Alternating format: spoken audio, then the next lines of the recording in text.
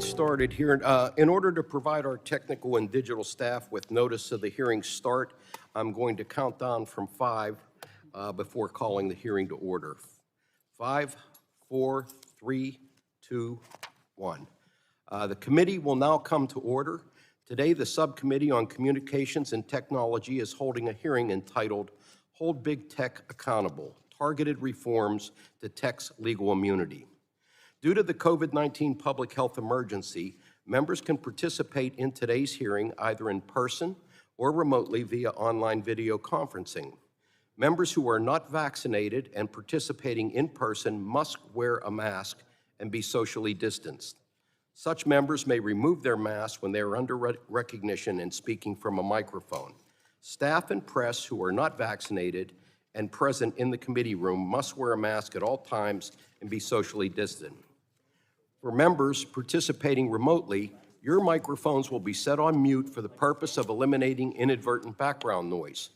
Members participating remotely will need to unmute your microphone each time you wish to speak.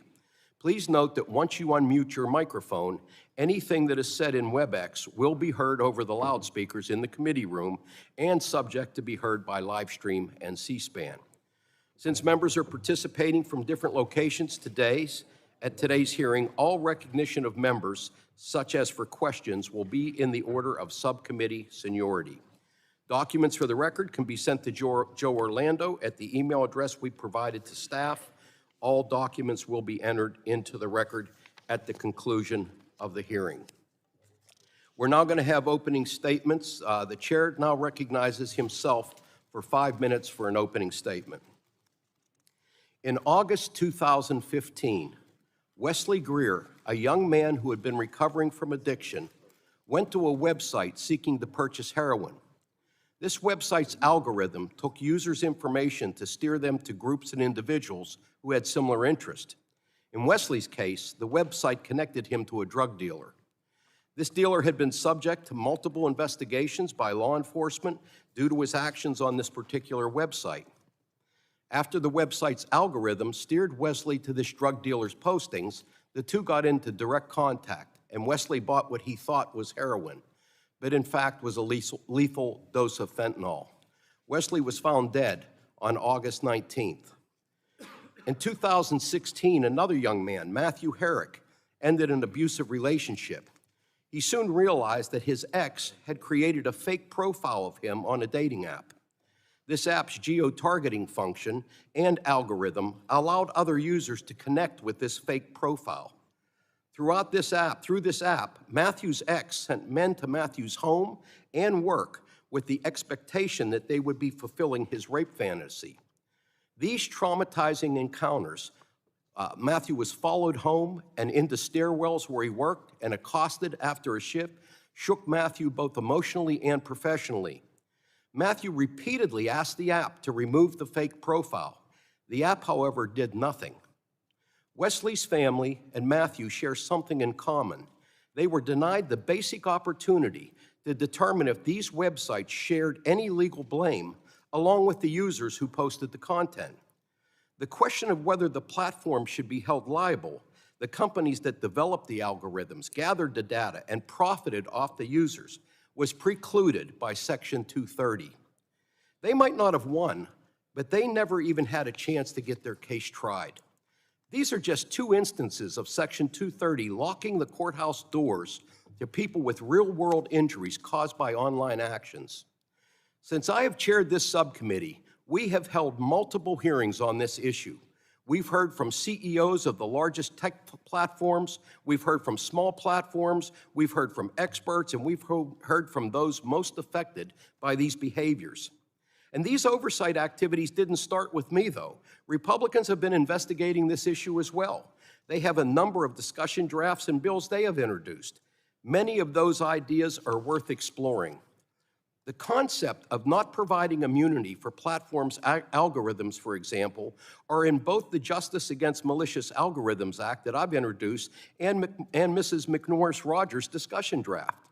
There's a bipartisan desire to reform the court's interpretation of Section 230, and the American public wants to see us get things done. I urge all my colleagues, Republican and Democratic, to bring their ideas forward now, and let's work together on bipartisan legislation, because we can't continue to wait. The largest tech companies would like nothing more than for Congress to fight amongst itself while nothing happens. And they welcome those complaining about process, claiming that Congress doesn't understand or saying that this would break the internet, because these platforms don't want to be held accountable. The users suffering harm deserve better from us, and we will act. But for the pandemic, we would have some of these victims with us in the room today. And while they cannot be here in person, the family of Wesley is watching today. Matthew Herrick is watching today. And the advocates for children and marginalized groups and victims' rights are watching today.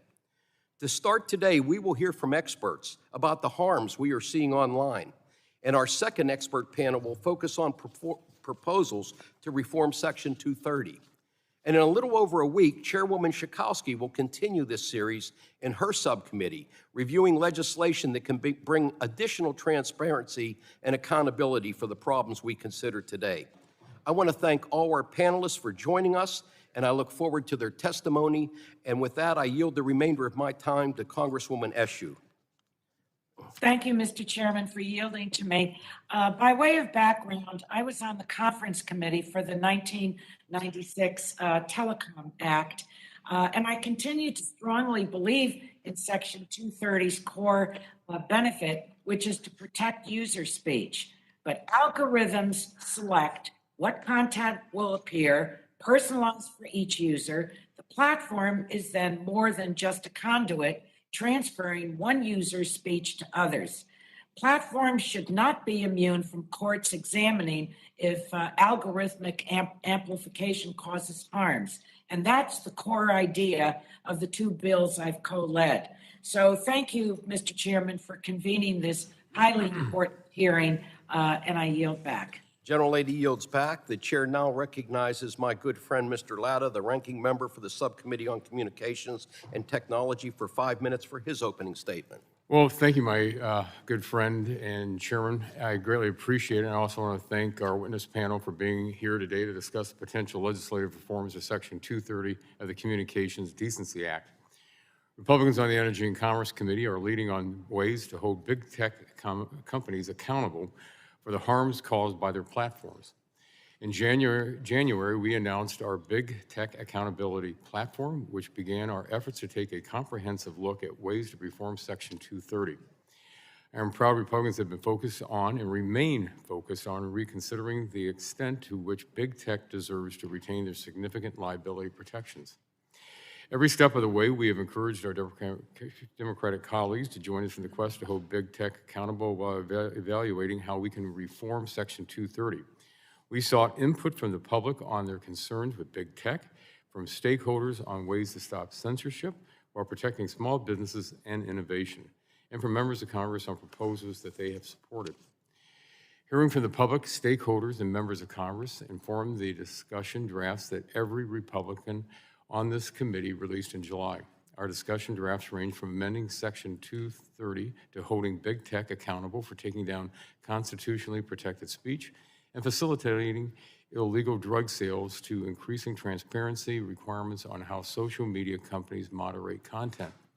Section 230 became law in 1996 in response to several court cases, most notably Stratton Oakmont versus Prodigy Services, to allow online platforms to moderate unlawful or indecent content without fear of liability.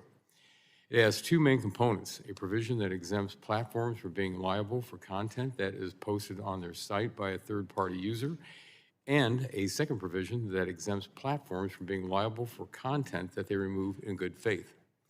The internet has grown substantially since 1996, and it is clear big tech has abused this power granted to them by Congress. Enter the event panelist numeric password, followed by pound. They censor conservative voices and use algorithms to suppress content that does not fit their narrative. They hide research that shows the negative impact their platforms have on the mental health of our children. They allow the sale of illegal drugs on their platforms, including fentanyl, which we all know is killing Americans every day. While these actions are happening on big tech platforms, users have no recourse. When conservatives are silenced, the appeals process, if it exists, can be difficult to navigate. Big tech hides behind Section 230 to avoid liability for real-world harms their platforms are causing, including harms to our children.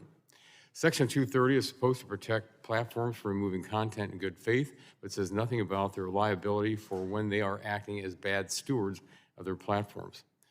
To address this issue, I've offered a carve-out Section 230 protections for platforms that purposely promote, solicit, or facilitate material by another information content provider if the platform knew or had reason to know that the kind of intent would violate criminal federal law. When big tech acts as bad stewards on their platforms or as bad Samaritans, they should no longer be entitled to protections under Section 230. We will also discuss legislation noticed on today's hearing, which I am concerned could lead to unintended consequences like curtailing free speech and innovation.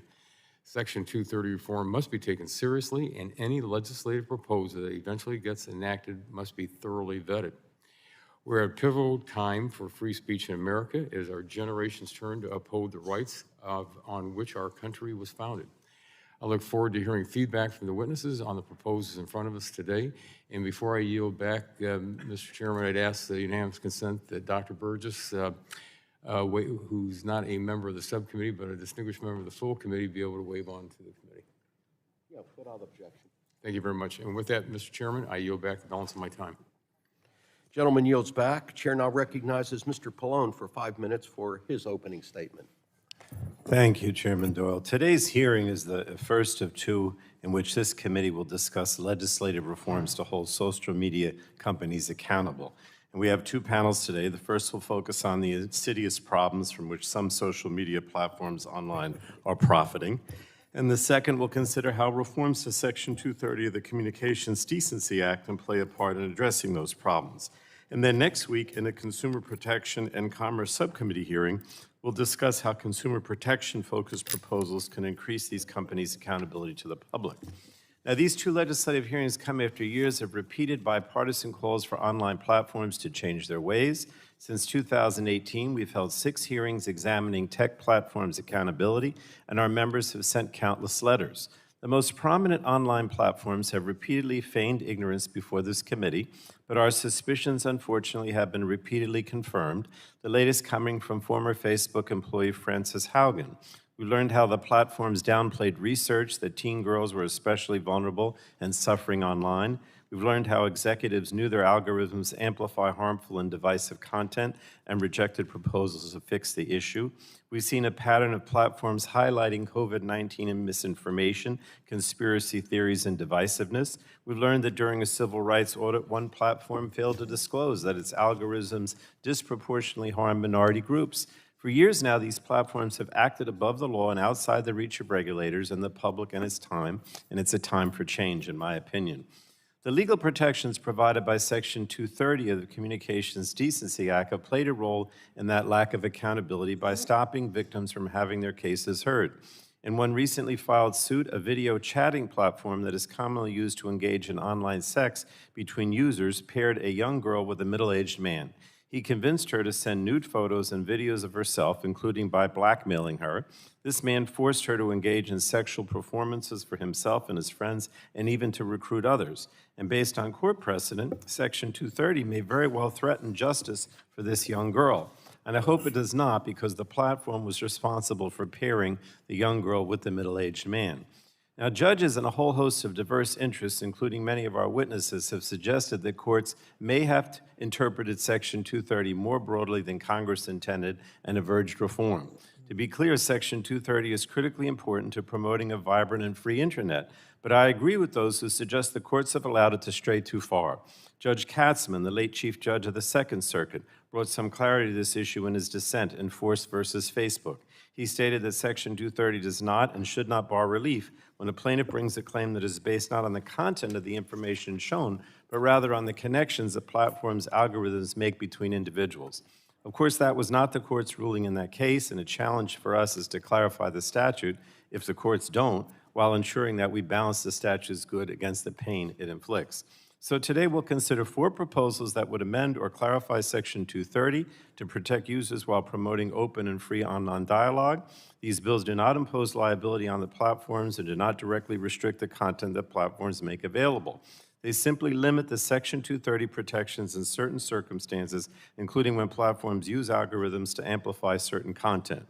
And these targeted proposals for reform are intended to balance the benefits of vibrant free expression online while ensuring that platforms cannot hide behind Section 230 when their business practices meaningfully contribute to real harm. Now, I have to say I'm disappointed that my Republican colleagues chose not to introduce the discussion drafts they released in July so that they could be included in today's hearing.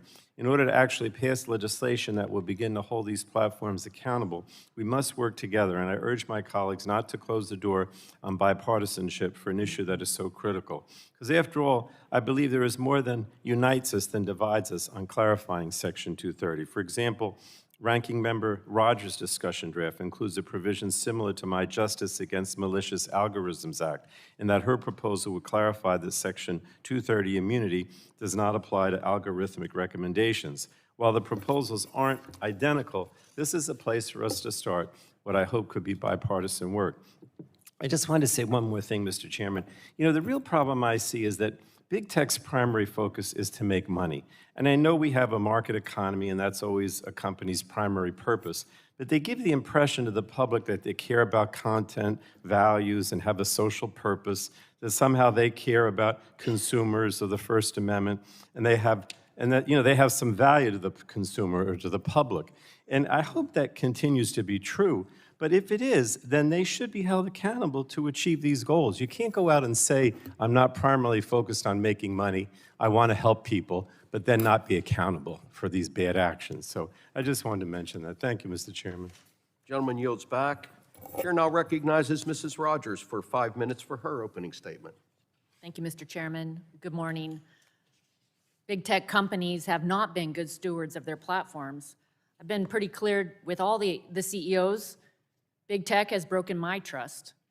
Big tech has failed to uphold the fundamental American principle, free speech and expression. Big tech platforms like Twitter and Facebook used to provide a promising platform for free speech and robust debates, but they no longer operate as public squares.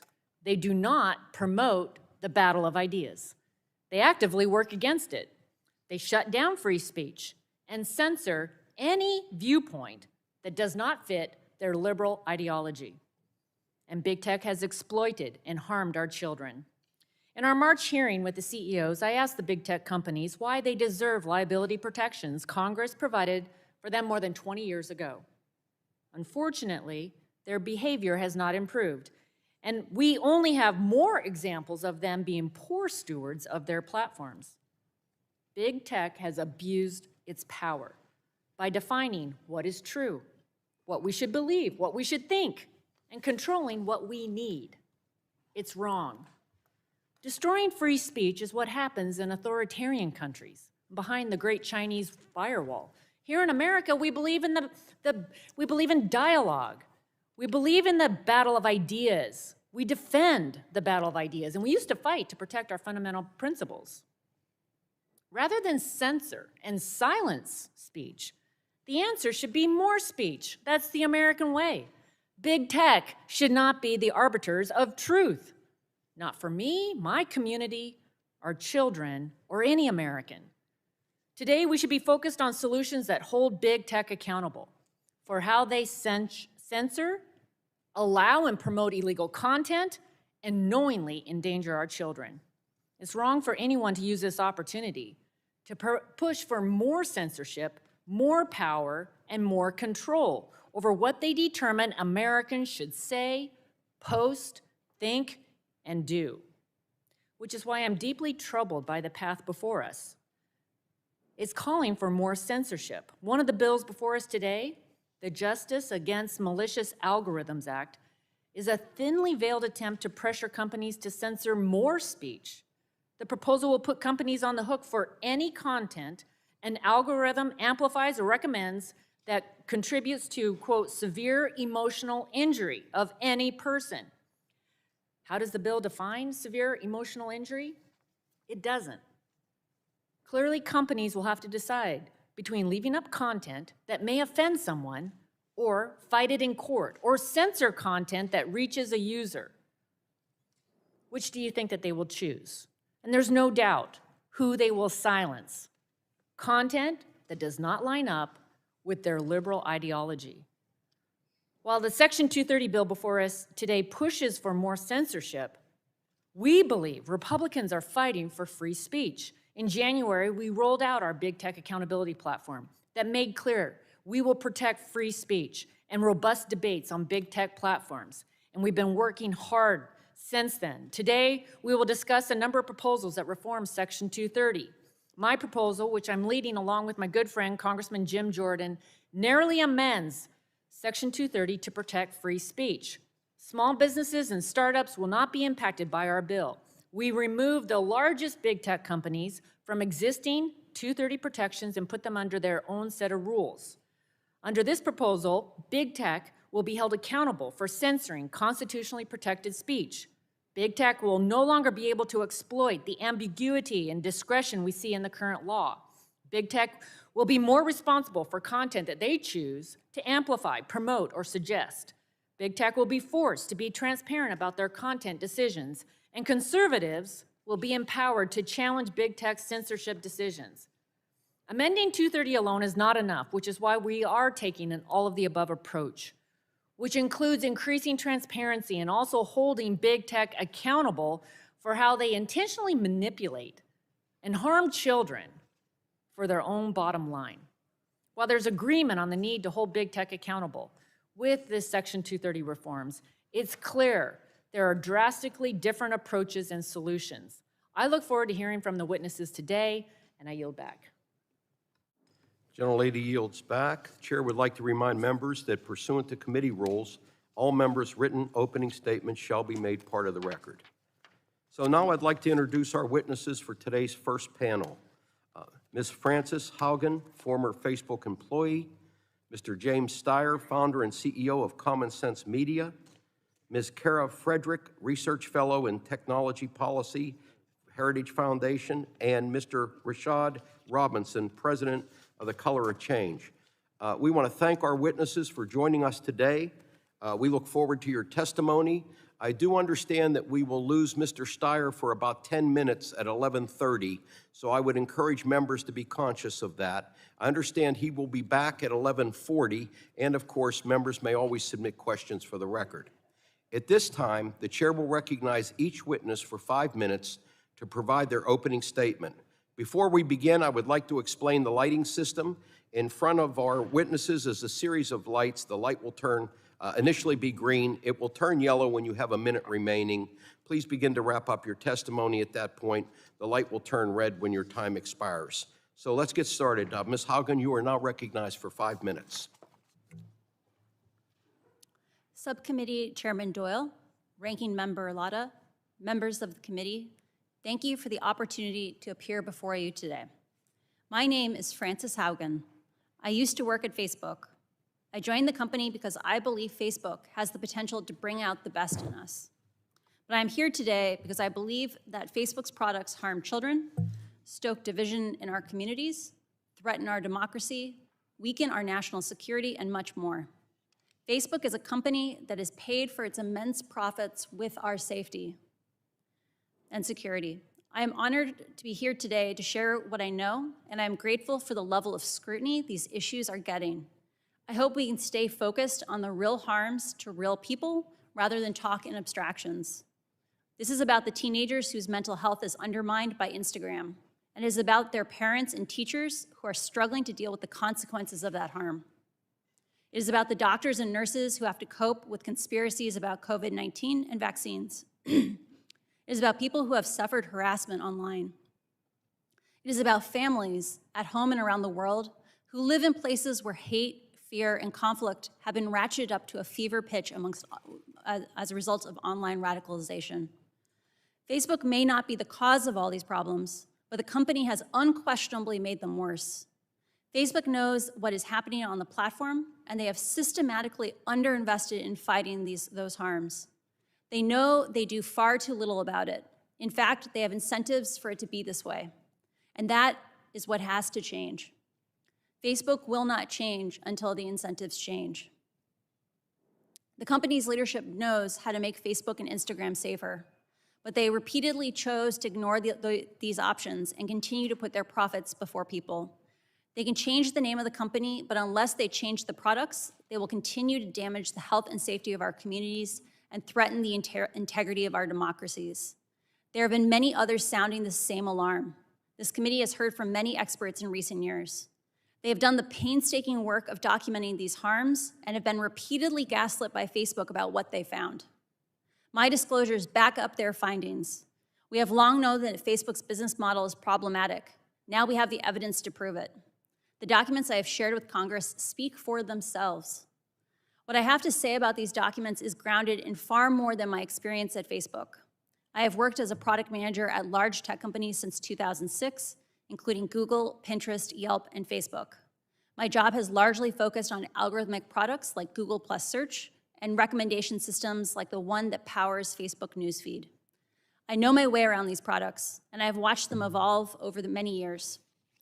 Working at 4 major tech companies that operate different types of social networks has given me the perspective to compare and contrast how each company approaches and deals with different challenges. The choices being made by Facebook's leadership are a huge problem for our children, for our communities, and for our democracy. That's why I came forward. And let's be clear, it doesn't have to be this way. They can make different choices. We are here today because of deliberate choices Facebook has made. During my time at the company, first working as the lead product manager for civic misinformation and later on counter-espionage, I saw that Facebook repeatedly encountered conflicts between its own profits and our safety. Management consistently resolved those conflicts in favor of its own profits. I want to be extremely clear. This is not about good ideas or bad ideas, or good people and bad people. Facebook has hidden from you the countless ways to make the platform itself safer so that don't require anyone to pick and choose what ideas are good. But Facebook hid these options from you because the status quo made them more money. We're having a conflict over things that we could solve in other ways that don't compromise speech. Facebook wants you to have analysis paralysis, to get stuck in false choices and not act here. Facebook does not have safety by design, and it chooses every day to run the system hot because it maximizes their profit. The result is a system that amplifies division, extremism, and polarization. Facebook is running the show whether we know it or not. Facebook's choices have led to disastrous ends in too many cases. Facebook's amplification promotes violence that harms and even kills people. In other cases, Facebook's profit-optimizing machine is generating self-harm and self-hate, especially for vulnerable groups like teenage girls, the socially isolated, and the recently widowed. No one is held accountable. These problems have been confirmed repeatedly by Facebook's own internal research, secrets that do not see the light of day. This is not simply a matter of some social media users being angry or unstable. Facebook has made a $1 trillion company by paying for its profits with our safety, including the safety of our children, and that is unacceptable. This committee's attention, this Congress's action are critical. The public deserves further investigation and action to protect customers on several fronts. First, given that platforms like Facebook have become the new cybersecurity attack surface on the United States, our national security demands more oversight. Second, we should be concerned about how Facebook's products are used to influence vulnerable populations. Third, we must correct the broken incentive system that perpetuates consistent misalignment between Facebook's decisions. Ms. Haugen, you need to wrap up your statement. Okay. I'll skip forward. As you consider reforms to Section 230, I encourage you to move forward with your eyes open to the consequences of reform. Congress has instituted carve-outs of Section 230 in recent years. I encourage you to talk to human rights advocates who can help provide context on how the last reform of 230 had dramatic impacts on the safety of some of the most vulnerable people in our society, but has been rarely used for its original purpose. The last thing, they should consult with the international human rights community who have seen firsthand how authoritarian governments around the world can weaponize reductions in intermediary liability and silence dissent. There is a lot at stake here. You have a once-in-a-generation opportunity to create new rules for our online world. I came forward at great personal risk because I believe we still have time to act, but we must act now. Thank you. Thank you. We're going to try to adhere to the 5-minute rule. This is a very important topic, and so I wanted to give My apologies. the speakers some leeway, and we'll have time to ask questions. But thank you very much. Mr. Steyer, you are recognized for 5 minutes.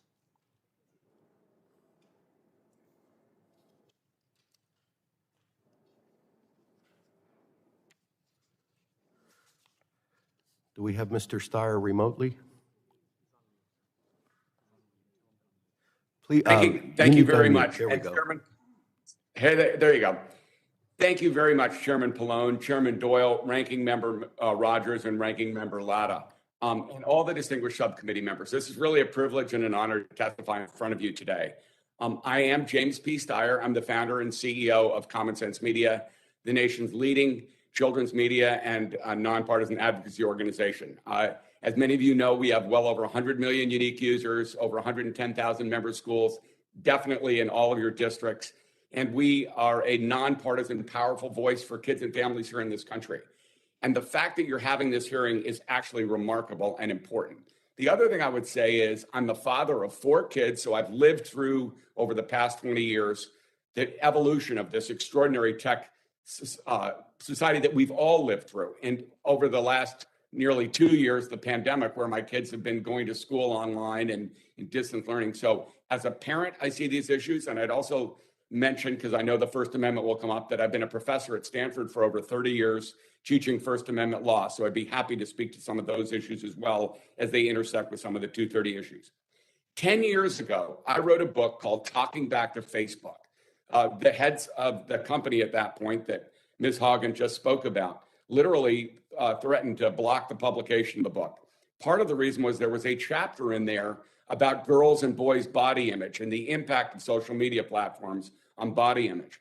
And obviously, 10 years ago, the heads of that company, who I have met with repeatedly, knew that there were issues. And so when Frances Haugen came forward recently to talk about additional research that they know, it merely just shows you that not just Facebook, but all of the major tech companies are aware of the impact of their platforms on our society.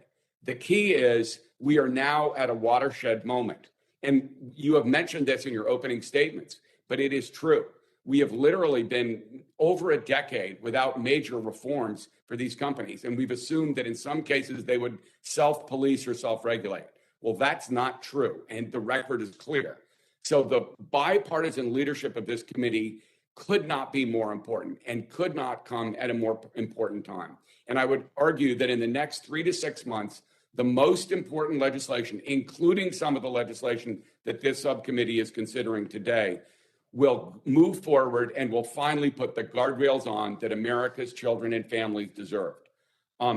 We all know that kids and teens are uniquely vulnerable online because their brains are still developing. They are prone to oversharing. They're not equipped to think through all the consequences of what they do, and they're spending more time online than ever before.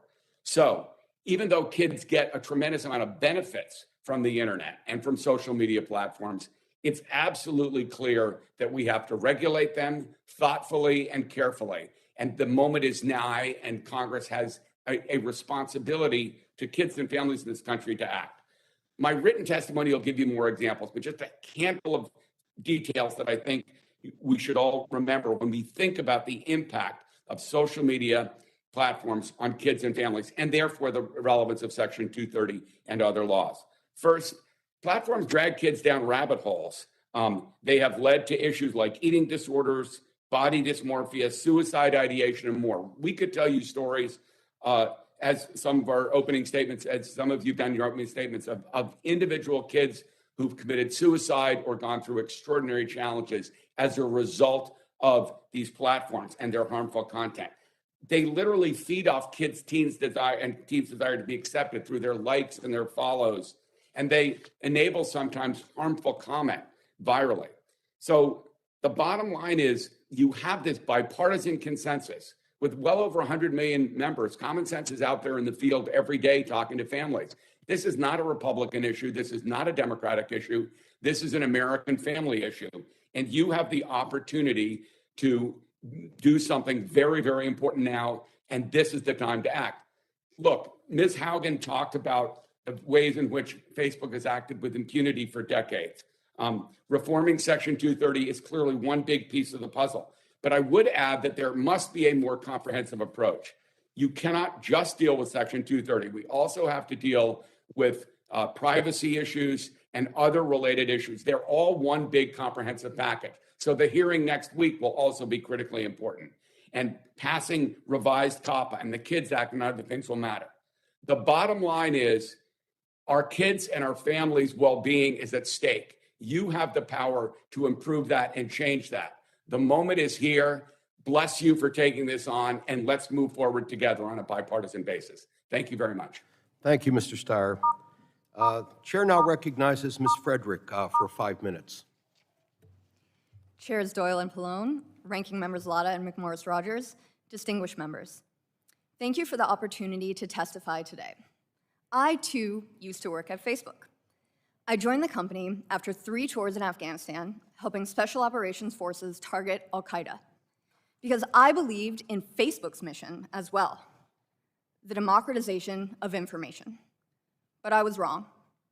It's 2021, and the verdict is in. Big tech is an enemy of the people. It is time all independently minded citizens recognize this. So what makes this moment different? Traditional gatekeepers of information, corporate media, the academy, various organs of the culture are captured by the left. As the past year has borne out, big tech companies like Google, Facebook, Twitter, and Amazon are not afraid to exercise their power in the service of this ideology. Big tech companies, they tell us not to believe our lying eyes, that viewpoint censorship is all in our heads. Tell that to the Gold Star mom who criticized Biden's Afghanistan withdrawal and was deleted by Facebook after the death of her son, a US Marine. Tell that to Allie Beth Stuckey, who had the temerity to say that biological men should not compete in women's sports before being suspended by Twitter. Tell that to Clarence Thomas, whose documentary on Amazon was deleted without explanation. Beyond these examples, which are legion, the confluence of evidence is irrefutable. Twitter and Facebook censor Republican members of Congress at a rate of 53-1 compared to Democrats. Twitter suspends conservatives 21 times more often than liberals. Facebook created 2 internal tools in the aftermath of Trump's 2016 victory that suppress right-wing content, media traffic, and reach on its platform. Google stifled conservative-leaning outlets like the Daily Caller, Breitbart, and The Federalist during the 2020 election season, with Breitbart's search visibility shrinking by 99% compared to the 2016 election cycle. Apple dumped the conservative-friendly Parler app as it sat atop its App Store. Google and Amazon Web Services did so as well. And these practices have distinct political effects. The Media Research Center found in 2020 that 1 in 6 Biden voters claimed they would have modified their vote had they been aware of information that was actively suppressed by tech companies. 52% of Americans believe social media suppression of the Hunter Biden laptop story constituted election interference. These practices erode our culture of free speech, chill open discourse, and engender self-censorship. All while the Taliban, the Chinese Communist Party, and Iranian officials spew their bile and genocidal rhetoric on American-owned platforms.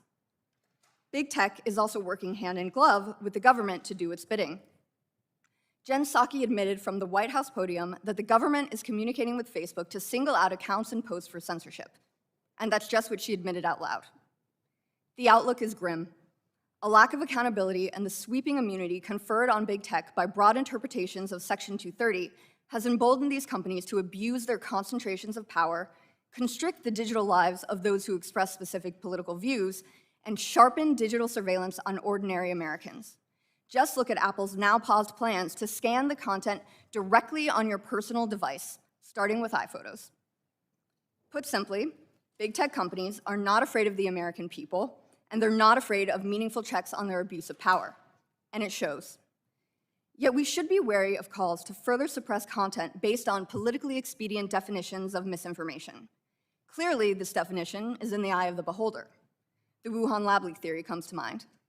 So let the whistleblower docs speak for themselves. Holding big tech accountable should result in less censorship, not more. In fact, the First Amendment should be the standard from which all Section 230 reforms flow. Despite what the new Twitter CEO might think, American lawmakers have a duty to protect and defend the rights given to us by God and enshrined in our Constitution by the founders. Rights that specific tech companies, in conjunction with the government, are actively and deliberately eroding. The argument that private companies do not bear free speech responsibilities ignores overt collaboration between the government and big tech companies working together to stifle free expression.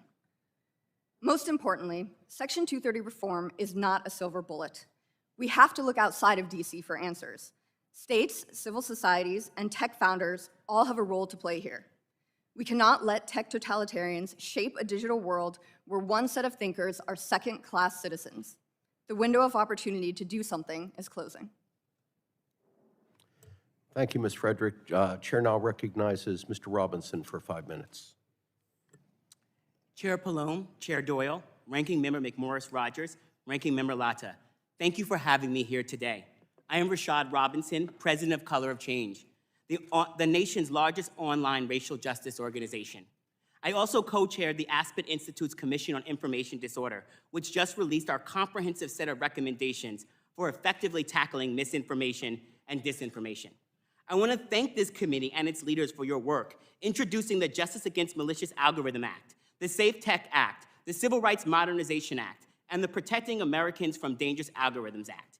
Each one is essential for reducing the tech industry's harmful effects on our lives.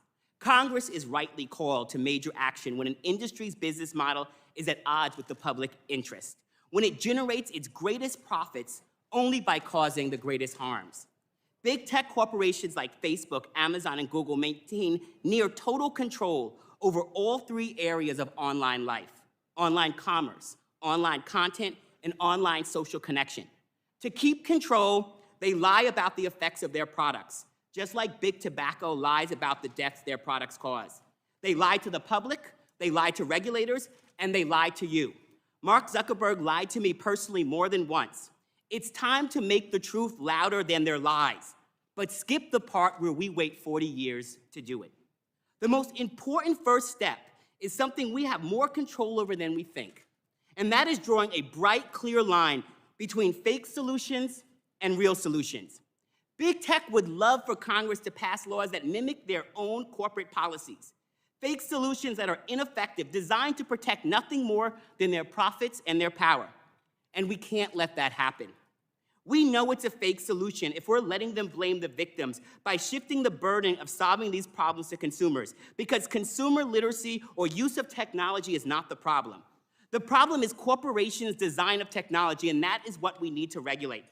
If we're pretending that colorblind policies will solve problems that have everything to do with race, because algorithms, advertisers, moderators, and bad advertisers are targeting Black people, and we don't get closer to the solution by backing away from that problem. If we're putting trust in anything big tech corporations say, because it's a lie that self-regulation is anything other than complete non-regulation. And it's a lie that this is about free speech, when the real issue is regulating deceptive and manipulative content, consumer exploitation, calls to violence, and discriminatory products. Section 230 is not here to nullify 60 years of civil rights and consumer safety law, no matter what any billionaire from Silicon Valley comes here to tell you. There are 3 ways to know we are heading towards real solutions. Laws and regulations must be crystal clear. Big tech corporations are responsible and liable for the damages and violations of people's rights, and they not only enable, but outright encourage. That requires well-vetted and targeted amendments to Section 230. You're responsible for what you sell. Big tech corporations sell content. That is their main product. Congress must allow judges, juries, regulators, and government enforcers to do their jobs, to determine what's hurting people and stop it, and hold the responsible parties liable. Responsibility without accountability isn't responsibility at all. Congress must enable proper enforcement. I want to applaud this committee for ensuring that the Build Back Better legislation includes funding for the FTC. The next step is making sure the FTC hires staff with true civil rights expertise. Laws and regulations must be crystal clear. Big tech products must be subject to regulatory scrutiny and approval before they are released onto the public and hurt people. Just like a drug formula should be approved by the FDA, tech products need to pass inspection, an independent auditing process that exposes what they would like to hide. But regulators can't fall for shifting the burden and blame to consumers. The lie that we simply need to put more control in the hands of users is like stacking our supermarket shelves with poison and expiring food and then saying we are simply giving consumers more choice. Finally, Congress must take antitrust action seriously with big tech. Ending their massive concentration of power is a necessary condition to ending the major damage they cause. The right approach is not complicated if we make the internet safe for those who are being hurt the most. It automatically makes the system safe for everyone. And that is why I am here. Because big tech puts Black people and people of color in danger more than anyone else. Passing and enforcing laws that guarantee freedom and safety for Black people in online commerce, content, and social connection will create the safest internet for the largest number of people. You can make technology the vehicle for progress that it should be, and no longer the threat to freedom, fairness, and safety it has become. Do not allow the technology that is supposed to take us into the future drag us into the past. Thank you. Thank you, Mr. Robinson. We've concluded our openings. We now move to member questions. Each member will have 5 minutes to ask questions of our witnesses. I will start by recognizing myself for 5 minutes.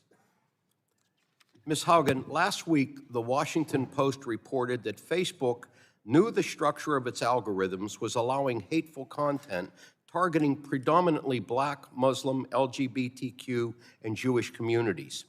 Facebook knew it could take steps with its algorithm to lessen the reach of such harmful content while still leaving the content up on their website, but they declined to do so. This appears to be a clear case where Facebook knew its own actions would cause hateful, harmful content to spread and took those actions anyway. I would also note that when Mr. Zuckerberg testified before us earlier this year, he bragged about the steps his company took to reduce the spread of hateful content.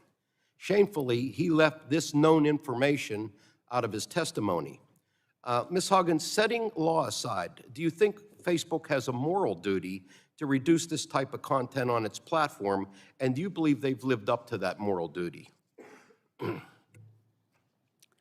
I believe Facebook has a moral duty to be transparent about the operation of its algorithms and the performance of those systems. Currently, they operate in the dark because they know that with no transparency, there is no accountability. I also believe that once someone knows a harm exists and they know that they are causing that harm, they do have a duty to address it. Facebook has known since 2018 that changes they made to their algorithm in order to get people to produce more content, i.e. the change from goaling on time spent to meaningful social interactions, increase the amount of extreme and polarizing content on the platform. I can't speak to that specific example because I don't know the exact circumstances of it, but Facebook knew that they were giving the most reach, the most offensive content.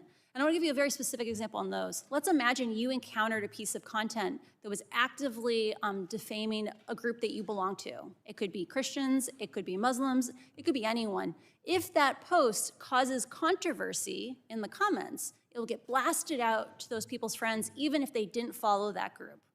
And so the most offensive content, the most extreme content gets the most distribution. Yeah. Turning to Instagram, which is owned by Facebook, can you tell the committee in plain words how teen girls are being harmed by the content they see on that platform and how decisions of Instagram led to this harm? Facebook's internal research states that not only is Instagram dangerous for teenagers, it's actually substantially more dangerous than other social media platforms because TikTok is about performance and doing things with your friends.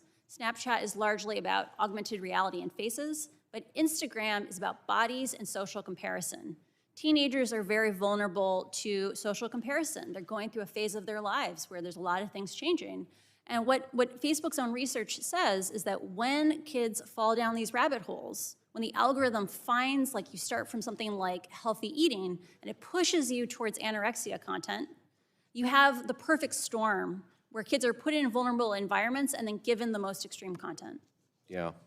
Mr. Robinson, it's disappointing, if not surprising, to hear the lack of action on the part of Facebook after your negotiations with Mr. Zuckerberg. And I share your concern, which you discussed in your testimony, that highlights how not just the advertisers, but the platforms themselves can perpetuate discrimination. Can you discuss how you think targeted amendments to Section 230 can address some of the actions of the big platforms? Well, right now, we are all in this situation where we have to go to Facebook and ask for their benevolence in dealing with the harms on their platforms. Going to billionaires where every single day their incentive structure is growth and profit over safety, integrity, and security. And so we've done this before with other industries. Congress has done this before in this country with other industries, where we create rules that actually hold them accountable. And right now, whether it is their product design on what they recommend and what they lead you to, or it is in the paid advertisement and content, Facebook is completely not accountable. And the other thing that I think is incredibly important is that they believe that they do not have to adhere to civil rights law. They've said that before Congress, they've said that to us, and the idea that we are going to allow Silicon Valley companies and their lawyers to come here and say that there are some laws that they are accountable and some laws that they are not is outrageous. And I think that those targeted amendments to Section 230 both allow for free speech to exist, which any civil rights leader in this country will tell you that we value and believe in free speech, while also having accountability for things that are absolutely not about free speech. Thank you. I see my time has expired. I will now yield to Mr. Latta, the ranking member, for 5 minutes. Well, thank you, Mr. Chairman. And Ms. Haugen, I could start my questioning with you. The documents you brought forward from your time at Facebook show that Facebook has intentionally misled the public about the research they have conducted about the impacts of their platforms, including the mental health of children.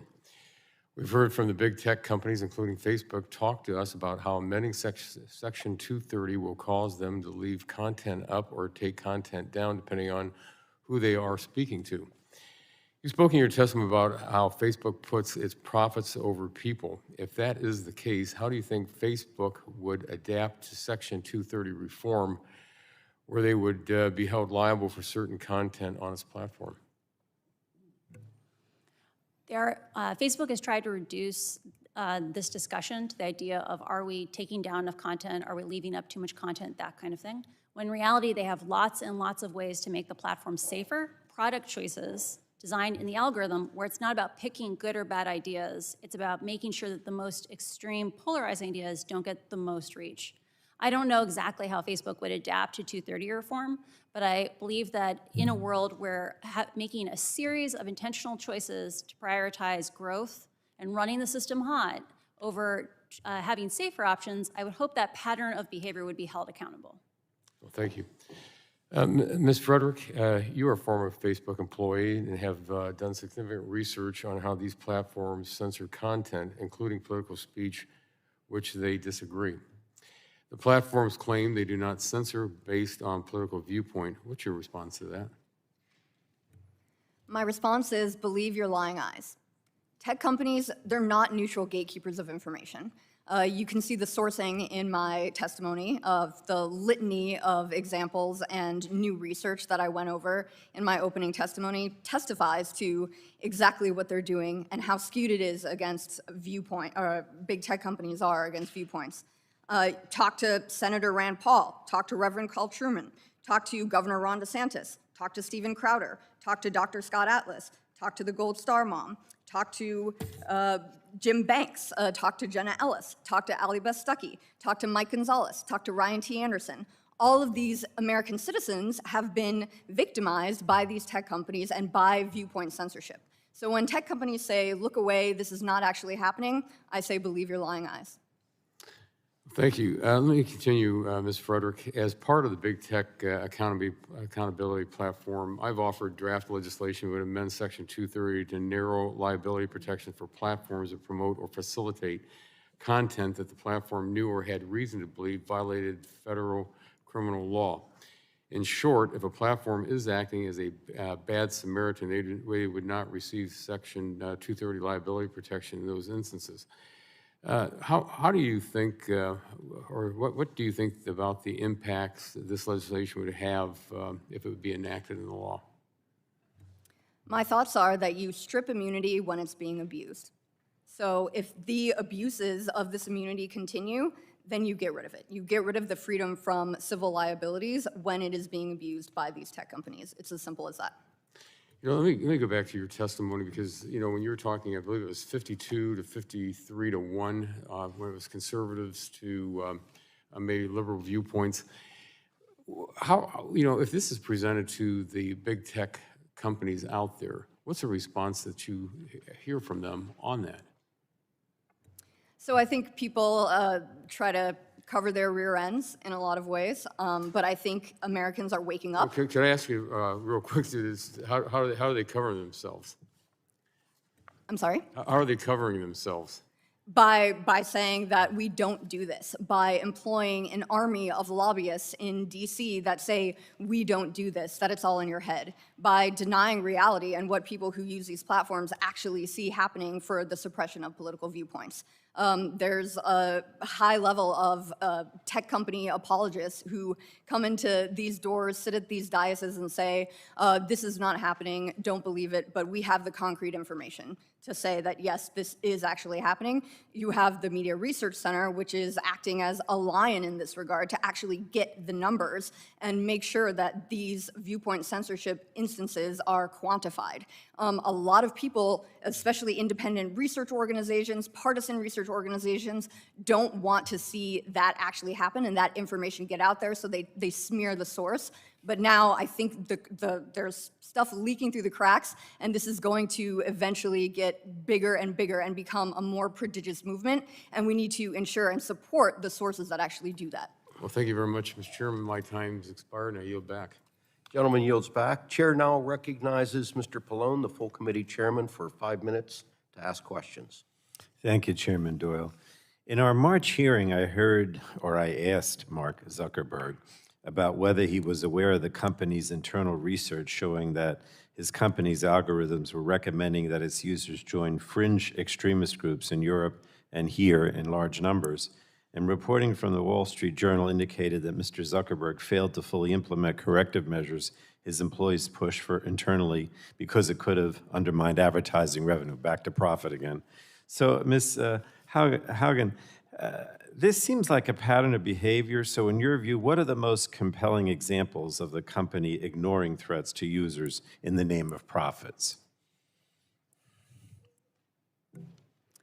Facebook has known since 2018 that the choices that they made around the design of the newsfeed algorithm were, while increasing the amount of content consumed, increasing the length of sessions, that it was providing hyper-amplification for the worst ideas. I'll give you an example. Groups, like most people think Facebook is about your family and friends. Facebook has pushed people more and more aggressively towards large groups because it lengthens your session, right? If we had a Facebook that was like what we had in 2008, you know, it's about your family and friends, for free, you would get less hate speech, less nudity, less violence. But Facebook would make less money because your family and friends don't produce enough content for you to look at 2,000 pieces of content a day.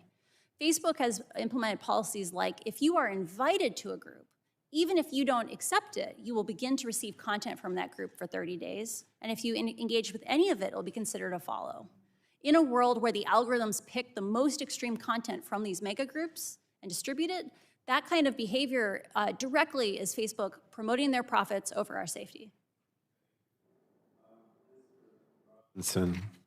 That light went back on. The internet and social media platforms have made it easier for civil rights groups and racial justice groups like Color of Change to organize around vitally important issues. However, you firmly demonstrated in your testimony how the current practices of these platforms have harmed Black and marginalized communities. So my question is, as we work to refine the proposals before us, can you describe how my bill, the Justice Against Malicious Algorithms Act, will help protect Black and marginalized voices online? Great. Well, first of all, you have a bill. So thank you, because I think that has been incredibly important, is moving towards action. But your bill removes liability for content information provided through personalized algorithms. or algorithms that are specifically tailored to specific individuals. And that essentially has been sort of one of the problem. It's doing something that, we can't wait. We've seen Facebook allow advertisers to exclude Black people from housing, exclude women from jobs, creating these sort of personalized algorithms that give people experiences that actually take us outside of hard-won and hard-fought victories we've had around laws, dragging us from the 21st century back to the 1950s. And your bill, as well as other pieces of legislation that are before this committee, hold these institutions accountable to not be immune to a whole set of laws and standards that every single other business in this country has to adhere to. Thank you. Let me ask you another question. Some defenders of Section 230 say that changes to the law will result in a deluge of frivolous lawsuits against platforms, big and small.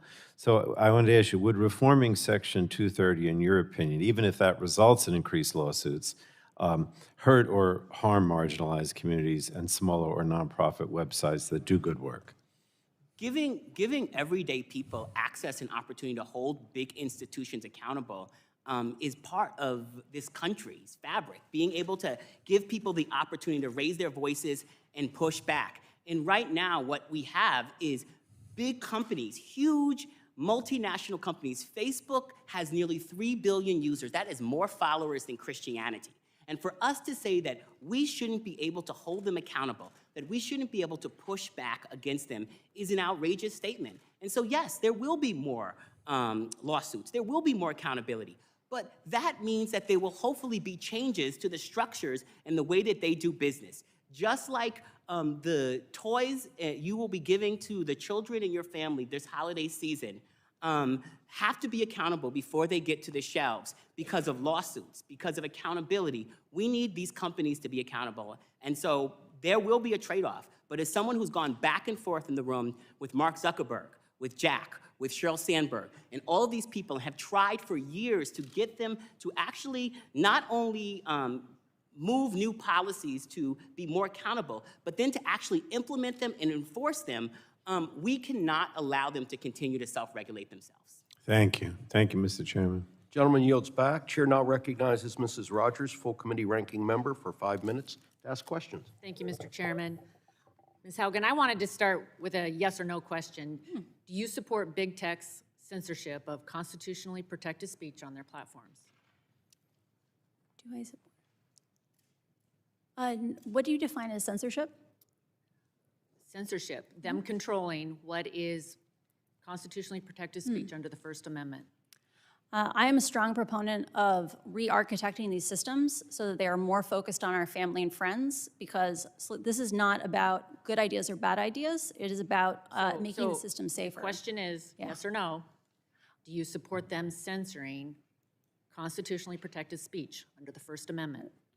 I believe that we should have things like fact checks included along with content. I think the current system— I guess I take it as a no. I think there are better solutions than censorship that we should be using. Okay, Ms. Frederick, obviously, many Americans have lost trust with big tech. And it's because they are arbitrarily censoring speech that they don't agree with. And it seems like the censorship is in one direction. It's against the conservative content. So as we think about solutions as to how we're going to hold big tech accountable, we absolutely have to be thoughtful about bringing transparency and accountability. I wanted to ask you to talk about the difference between misinformation and disinformation. Are we talking about these differences in a sane world? Because in a sane world, disinformation would be the intentional propagation of misleading or false information, and misinformation would just be false information that sort of spreads on these platforms. But now we know that both of these terms are being conflated into a catch-all for information that the left doesn't like. So a perfect example of this is the Wuhan Institute of Virology, when in the early days of the pandemic, Tom Cotton floated this theory and people thought he's a deranged conspiracy theorist. We have to suppress this information. Big tech actively suppressed mentions of the Wuhan lab leak theory. Now it's part of acceptable discourse. The New Yorker gets to talk about it. The Wall Street Journal talks about it. Okay, we can talk about it again. When Tom Cotton was very much onto something in the beginning. And then you look at the same thing, the Hunter Biden laptop story. This is from the New York Post, incriminating Hunter Biden and his relationship with Ukraine, et cetera, and Joe Biden as well. And the New York Post, and Facebook and Twitter, we have proof of this, actively suppressed links to that information. They didn't allow people to actually click on this story. So you have high-level intelligence community officials, I'm talking the highest level of the US intelligence community, saying that the Hunter Biden laptop story bore all the hallmarks of Russian disinformation, and tech companies were completely in tandem with those decisions.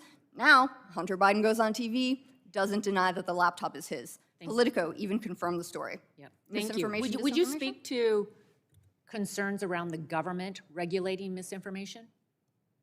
This is huge. And in July, Jen Psaki and the Surgeon General, they got up on the podium, they spoke from the White House with the imprimatur of the state, and they said, we are directly communicating with Facebook, and we have pointed out specific posts, specific accounts that we want them to take off the platform. Within a month, all of those accounts and those users, those posts, 12 of them, in fact, were gone.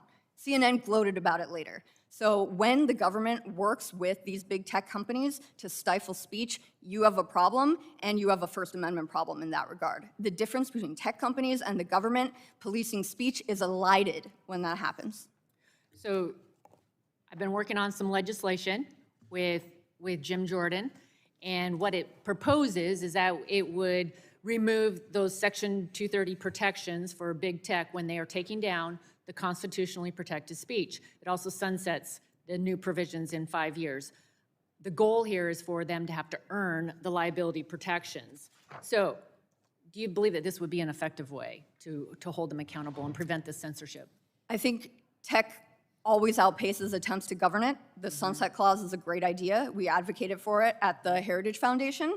So definitely a good idea. Allow time for us to redress some of the imbalance between these big tech companies and the users, the American people, by letting us legislate on it. And we shouldn't be afraid to legislate on it. Thank you. I'm quickly running out of time, Ms. Haugen. I have significant concerns about the impact on our youth, on the young generation, on children, and just, would you speak briefly about Facebook and their internal models' impact on mental health of children and how it alters their business model? And I'm out of time. Yeah.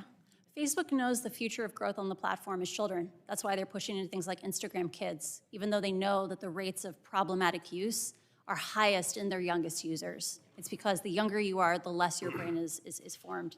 Facebook also knows that kids are suffering alone right now because their parents didn't live through this experience of addictive software when they were youths. And kids end up getting advice like, why don't you just not use it? Not understanding how addictive these platforms are. I think the fact that Facebook knows that kids are suffering alone and that their products are actively contributing to this is a problem. And the fact that they lied to Congress repeatedly about these harms is unacceptable. So I hope that you guys act because our children deserve something better. Thank you. Thank you, Mr. Chairman. Gentlelady's time has expired. The chair now recognizes Mr. McNerney for 5 minutes. Well, thank the chair. I thank the witnesses for this testimony. Ms. Haugen, I had to leave a company for bad policies, and it was painful, so I appreciate what you've gone through. You've discussed a 2018 change, and this has been discussed already in this committee. The company made to its algorithms to favor meaningful social interactions, also known as MSIs. This change was made to increase engagement based on my understanding that it continues to favor content that is more likely to be shared by others. The problem is that Facebook research found that MSI rewarded provocative and negative content of low quality and promoted spread of divisive content. Facebook executives rejected changes suggested by employees that would have countered this. So how difficult is it for Facebook to change its algorithms to lessen the impact of that? Facebook knows that individual factors within meaningful social interactions, and I want to be clear, hate speech and bullying is considered meaningful as a social interaction in most languages in the world. Sure. And Facebook knows that there are individual terms within that algorithm that if you remove them, you instantly get substantially less misinformation, substantially less nudity. And Facebook has intentionally chosen not to remove those factors because it would decrease their profits. So yes, they could do a change tomorrow that would give us 25% less misinformation. So that was going to be my next question, is why wouldn't they do that? But it's obviously because they want to. Actually, I want a slight tweak. They claim they did it because they wanted people to engage more, that they wanted it to be more meaningful. But when they checked 6 months later, people said their home feeds or their news feeds were less meaningful. And I want it on the record. They didn't do this because they wanted us to engage. They did it because it made us produce more content. That the only thing they found that could get us to produce more things was giving us more little hits of dopamine in the form of likes, comments, and reshares. So are there other problematic design choices the company is making today that would increase profits and increase proliferation of harmful content? Facebook knows that people who are suffering from extreme loneliness, isolation, are often the ones that form very intense habits involving usage. We're talking about thousands of pieces of content per day. You could imagine simple things that said, are you going down a rabbit hole? Are you spending 10 hours a day on the system? Often when people get depressed or experience other things, they self-soothe. Like we see this with children all the time. Facebook could acknowledge this pattern and put a little bit of friction in to decrease these kinds of things, and it would help the most vulnerable users on the platform, but it would decrease their profits. Thank you. Mr. Robinson, your stark testimony details the harm the lack of tech platform accountability has had on marginalized communities, such as some of my communities. In your testimony, you state that Facebook is not just a tool of discrimination by businesses, but Facebook's own algorithms are drivers of this discrimination. Can you talk more about how the algorithms created and implemented by the platform, including Facebook, leads to discrimination? Absolutely. Well, you know, Facebook's algorithms, especially the personalized algorithms, allow for a whole set of ways that people are excluded from opportunities or over-included in opportunities and over-included and over-recommended into sharing, leading people down sort of deep rabbit holes or cutting people off from housing opportunities, job opportunities, and everything else. And they've said, you know, I remember a conversation where we were trying to deal with housing and job employment discrimination on their platform. There was a lawsuit against Facebook that they eventually settled, but never took all the way to the courts because they essentially want to be able to keep 230 protections in place. And the back and forth with Sheryl Sandberg and Mark Zuckerberg about both of those cases, they said to us deeply, we care about civil rights. You know, we care about these issues. It pains us deeply that our platform is causing these harms, and we're going to work to fix it. And so they settled the case. And then research comes out just a couple months later that the same thing is continuing to happen after they've told us and they've told you that it's no longer happening on their platform. I sat across from Mark Zuckerberg and specifically talked to him about voter suppression on their platform, only to work with them to get policies in place, then to watch them while they then don't enforce those policies. We've sat in the room with them on multiple occasions, and I have to just say time and time again that there is no other place that these changes are going to happen if it does not happen here. Thank you. Very good answers. I yield back. Gentleman yields back. The chair now recognizes Mr. Guthrie for 5 minutes. Thank you, Mr. Chair. I appreciate it very much. And we're all concerned about misinformation and don't want misinformation spread on the internet. The question is, how do you define misinformation? Who gets to define it? And Ms. Frederick, I'll ask the question of you, but first I want to set up the question. You kind of set it up earlier with the Wuhan lab. I'm the ranking member of the healthcare subcommittee, and we've been really looking into the Wuhan lab. And I just want to set up, this isn't a hypothetical scenario. This is a real scenario of information getting blocked from Facebook. And it goes to some of the comments, and I've got documentation here. If you go back to the April 17th White House press briefing, somebody asked the president, would you, and I want to ask Dr. Fauci, could you address the suggestions or concerns that the virus is somehow man-made, possibly came out of a laboratory in China? The president says, want to go, and so Dr. Fauci said, there was a study recently that we can make available to you where a group of highly qualified evolutionary biologists looked at the sequences there and the sequences in bats as they evolve, and the mutations that it took to get to the point where it is now totally consistent with the jump of a species from an animal to a human. So disregarding the lab. So Peter, Daszak sent an email the next day to Dr. Fauci as the PI of the R01 grant publicly targeted by Fox News. Now, this grant was where Echo Health Systems was being paid by taxpayer dollars to go to caves in China and harvest viruses from bats that may never see a human being, and then taking them to a city of 11 million people, Wuhan, taking 11 million people. But he said to Dr. Fauci, as the PI of the R01 grant publicly targeted by Fox reporters at the presidential press briefing last night, I just wanted to say a personal thank you on behalf of our staff and collaborators. This is from public information you could FOIA. I want our staff for publicly standing up and stating that the scientific evidence supports a natural origin for COVID-19 from a bat to human spillover, not a lab release from the Wuhan Institute of Virology. From my perspective, your comments are brave, and coming from your trusted voice, you help dispel the myths being spun around the virus origins.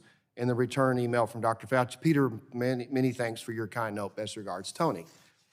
So I say that because we had, who's going to determine what's misinformation or not? Here's the National Institutes of Health that we have funded tremendously over the last few years. We all had a lot of faith and trust in, dismissing that it came from the Wuhan lab when there was no evidence to dismiss it. Absolutely, the evidence doesn't exist today.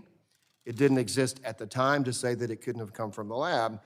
I had a conversation last spring with Dr. Collins and brought this up and was really concerned about a lot of faith in what these guys did. And matter of fact, I quoted Dr. Fauci on this when people say this came from Wuhan. Like, oh, we have virologists saying that it didn't, because we've had these before our committee and had no reason to not believe what they said.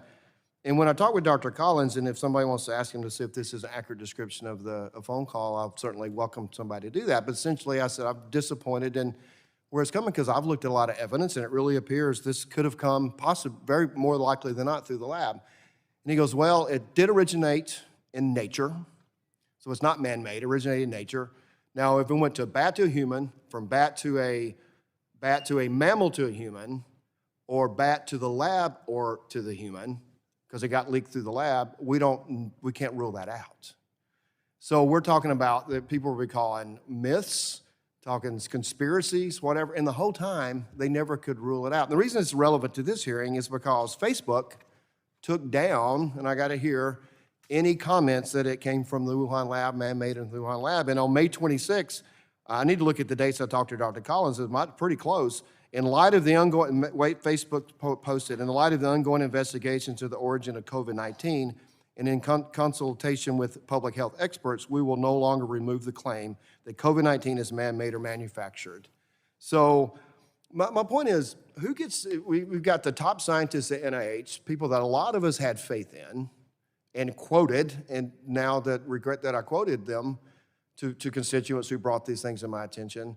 And now we know that what they were saying, if you sparse the words, they might be saying the truth, but it wasn't accurate in terms of could it have somehow, the Wuhan lab was involved in moving forward. Now the preponderance evidence that it is. So, Ms. Frederick, the question I have is, how did the social media platforms fail in this? And then who do we look to for expertise if we're going to try to, well, I've used all my time, so you won't be able to answer, but how are we going to define what misinformation is and who gets to define that? Those are the questions we're going to have to address as we move forward, and I yield back. Thank you.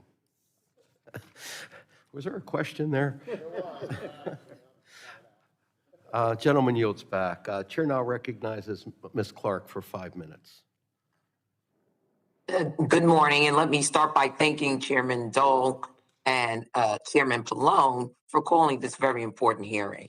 I'd also like to thank all of our witnesses for joining us today to discuss accountability in tech, examining the harm done by the current governing rules governing the internet, and exploring targeted reforms to ensure that the rules and regulations which initially created the conditions necessary for internet use to flourish and to grow are not outdated in the face of the technological advances made this century.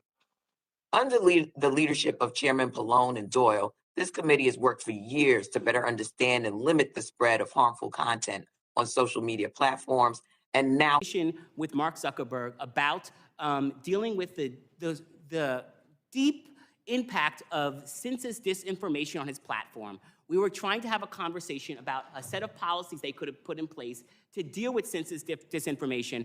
Mark decided to bring up a young woman, a young dreamer that he mentors in East Palo Alto, and told the story of her being a DACA recipient. And he was afraid that if he limited in some way census disinformation, that it would limit her from being able to express concern given the challenges that happened around DACA. My response was, well, what other decisions does this young woman get to make at Facebook? And is she putting millions of dollars behind her post? Because if she's not putting millions of dollars behind her post, then in fact, maybe her friends won't even see it on the platform. But this is essentially what we're dealing with, and this is why we're before Congress. Because at the end of the day, self-regulated companies are unregulated companies. And Facebook and their billionaires will continue to put their hands on the scale of injustice as long as it makes them more money. And only Congress can stop them from doing it. And Congress has done this before in the past when it comes to other companies which have harmed and hurt us, and that's why we're here. Thank you. Mr. Steyer, your testimony focused on many of the negative impacts of algorithmic amplification and prolonged screen time on children and young people.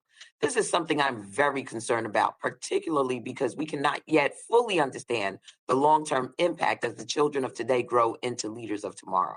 Can you please explain for the committee how companies use Section 230 protections to continue these dangerous practices? Sure, and I think that Ms. Haugen has actually also referenced that, Congresswoman Clark. And the truth is this, because of the fact, and we're using Facebook as an example, but don't forget there are other social media platforms that act similarly. Because they focus completely on engagement and attention, this is really an arms race for attention.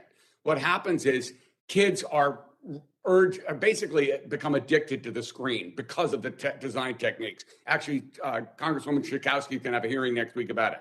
But the bottom line is they are trying to, the business model encourages engagement and a constant attention. And that is very damaging to children because it means they spend more and more time in front of a screen.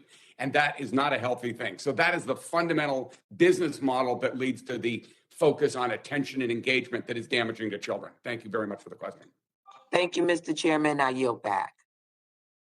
Gentlelady yields back. The chair now recognizes Mr. Kinzinger for 5 minutes. Well, thank you, Mr. Chairman, and thank you all for being here. This hearing is important and timely. I find the underlying subject is growing, tiring at the same time. We ask social media companies nicely to change their operations for the public good. We hold hearings. We warn of major legislative and regulatory changes, and nothing gives.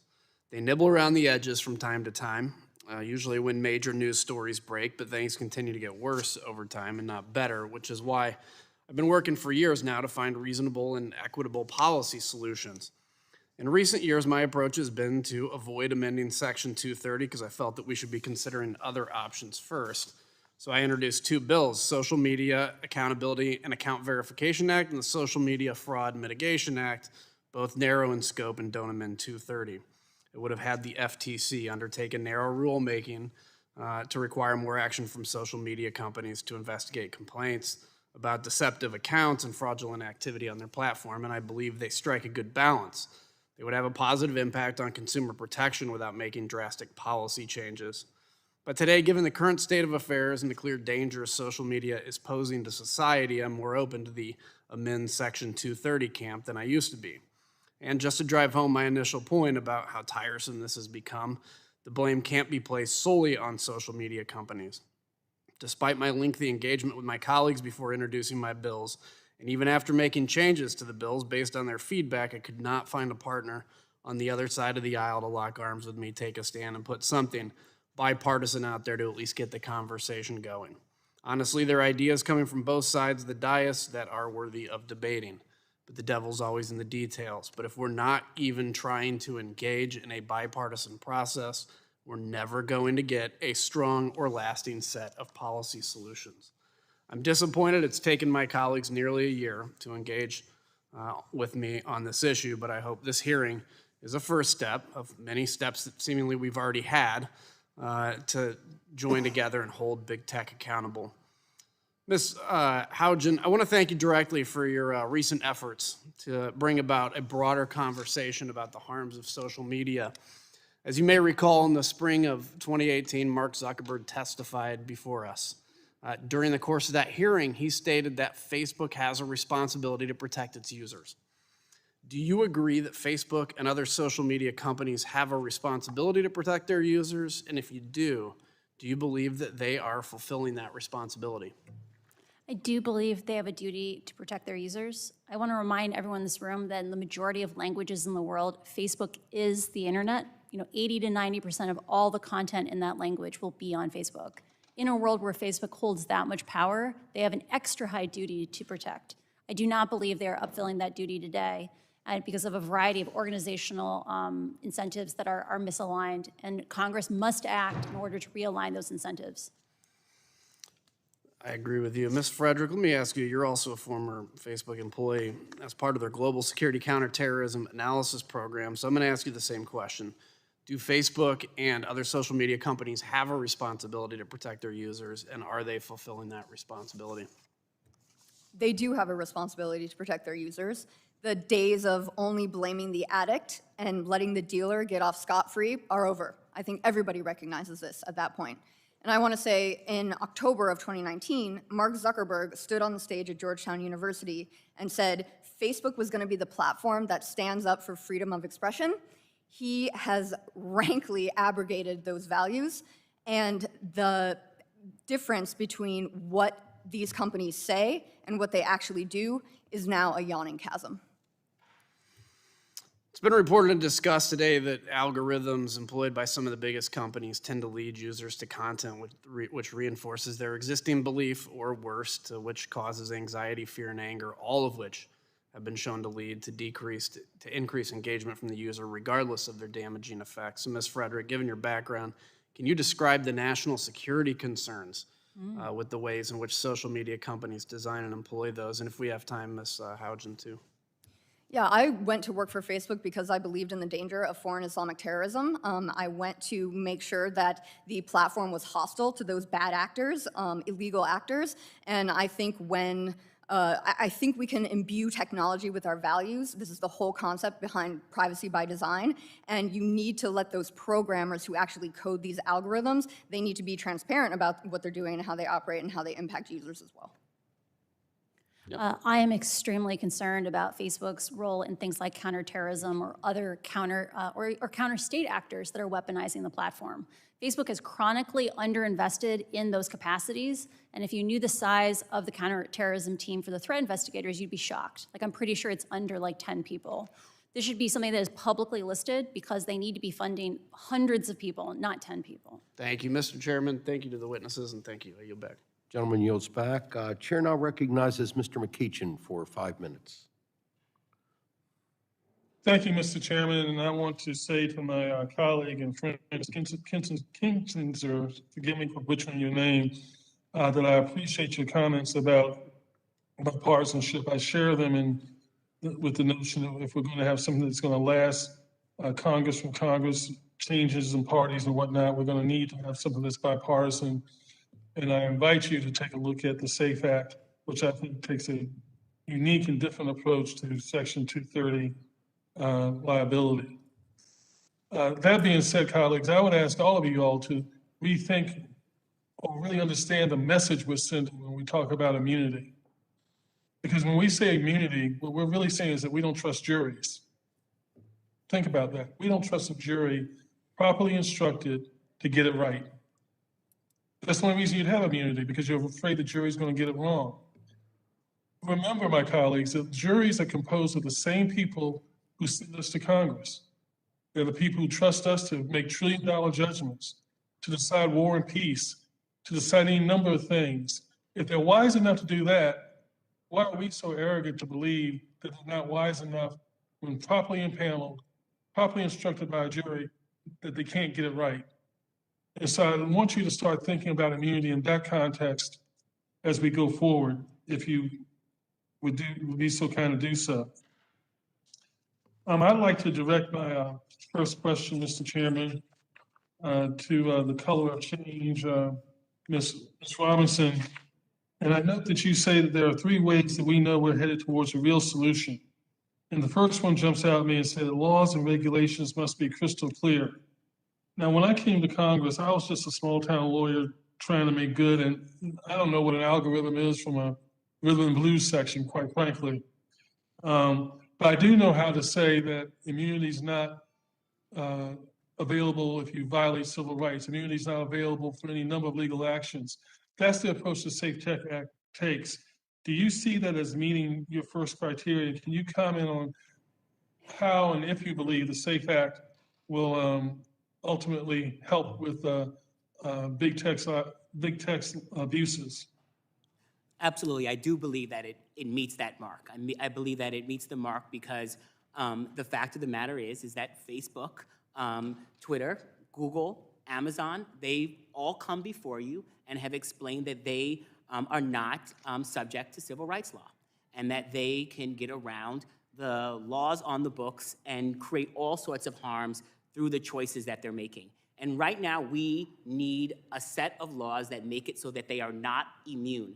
And your point around juries, and I would add regulators, I would add sort of the infrastructure that we have in this country to hold institutions accountable, gets thrown out the window when we're dealing with tech companies out in Silicon Valley because somehow they exist on a completely different plane and are allowed to have a completely different set of rules than everyone else. And the fact of the matter is freedom of speech is not freedom from the consequences of speech. This is not about throwing someone in jail. This is about ensuring that if you say things that are deeply liable, if you incite violence, if you incite hate, that you can be held accountable for that. And that if you are recommending folks to that and you are moving people through paid advertisement and your business model is amplifying that there is accountability baked into it. And I don't understand why we continue to let these platforms make billions of dollars off of violating things that we have worked hard in this country to move forward on. And that, I think, is why really understanding the difference between solutions that are real and solutions that are fake, and I think the SAFE Act gets us there as one of the pieces of legislation that we need to consider. Mr. Robinson, I would ask you, do you agree with me that just because the immunity is removed doesn't mean the plaintiffs are all of a sudden going to win every lawsuit? No, of course not. And I don't think anyone here believes that. But what it does mean is that we end up actually being in a place where there can be some level of accountability. And you don't end up having a situation where Mark Zuckerberg or Sheryl Sandberg or Jack or anyone else can come here and sit before you and lie about what their platforms are doing, decide when they're going to be transparent or not, and walk away and feel like absolutely no accountability. And this is not just impacting Black communities, this is impacting evangelical communities, this is impacting LGBTQ communities, this is impacting women, it's impacting people at the intersection of so many different experiences in life that we have allowed these companies to operate in ways that is completely outside of what our rules should look like. Thank you, Mr. Chairman. I thank you for your patience and allowing me to trespass on your time, and I yield back. Gentleman yields back. Chair now recognizes Mr. Bilirakis for 5 minutes. Thank you, Mr. Chairman. I appreciate it. I want to focus my questions on the Section 230, how it interacts with child exploitation online. In 2019, research from the National Center for Missing and Exploited Children reported that child pornography has grown to nearly 1 million detected events per month, exceeding the capabilities of law enforcement.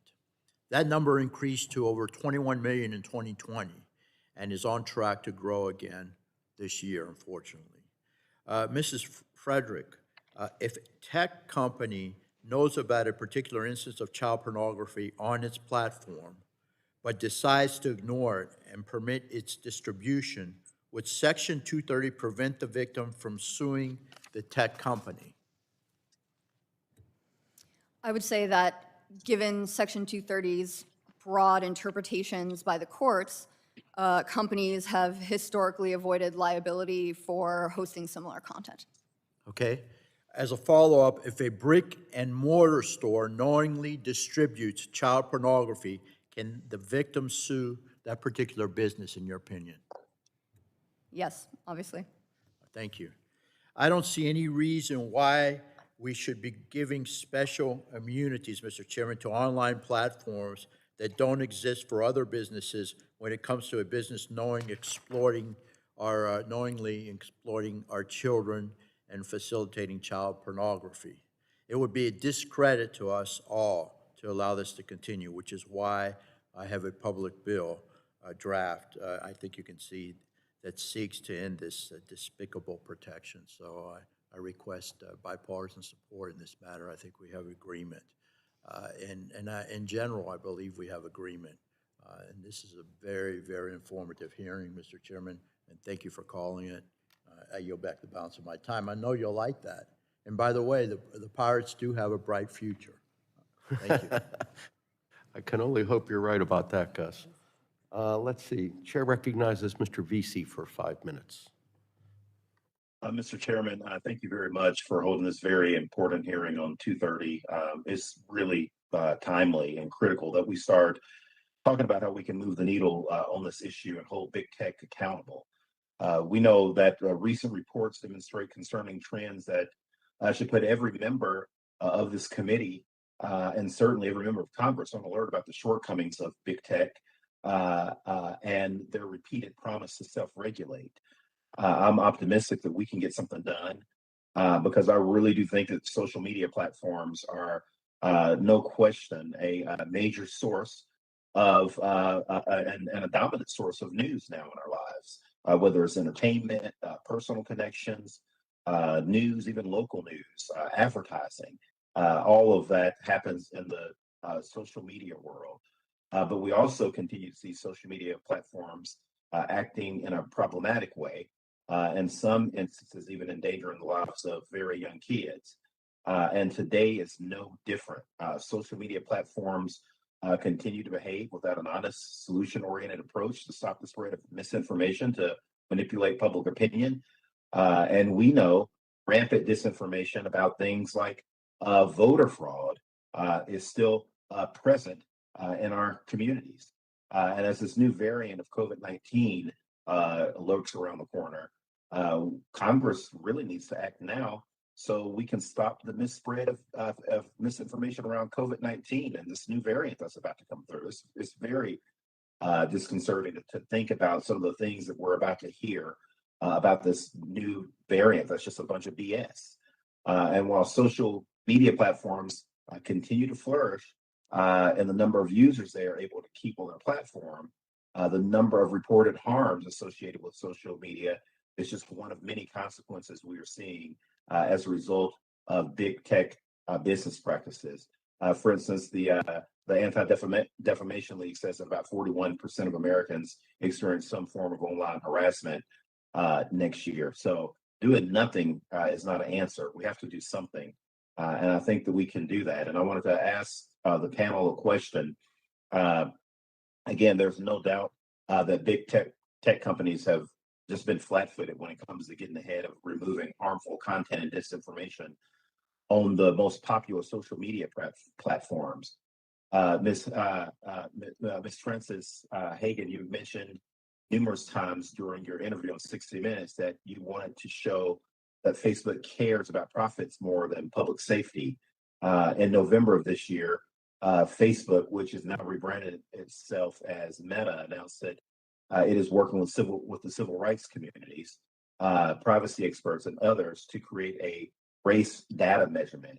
Given your experience and background in the field, can you talk about how Facebook incorporates such recommendations into these types of measuring tools? And is there a criteria or a set of guidelines that Facebook is considering when shaping the product? While I was there, I was not aware of any actions around analyzing whether or not there was a racial bias in things like ranking. One of the things that could be disclosed by Facebook but does not is the concentration of harm on the platform. So for every single integrity harm type, every safety harm type, a small fraction of the users are hyper-exposed to that harm. It could be misinformation, it could be hate speech, and Facebook has ways to report that data in a privacy-conscious way today that will allow you to know whether or not harms across the platform were equally borne. But they don't do it. So with this new tool that they're talking about creating, do you see any potential drawbacks to creating such measurement, which is supposedly one to increase fairness when it comes to race in the U.S. on this platform? Is there anything that we should be on the lookout for? When I was working on narrowcast misinformation, we developed this system for segmenting the U.S.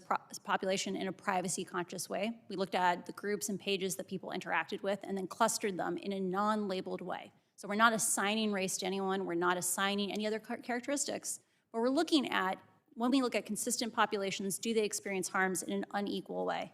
I don't believe there would be any harms for Facebook reporting this data, and I believe it is a responsibility of the company to disclose the unequal treatment on the platform, because it's the only way. If they're not held accountable, if there's not transparency, they will not improve. There's no business incentive for them to get this more equitable if it comes at a loss in profits.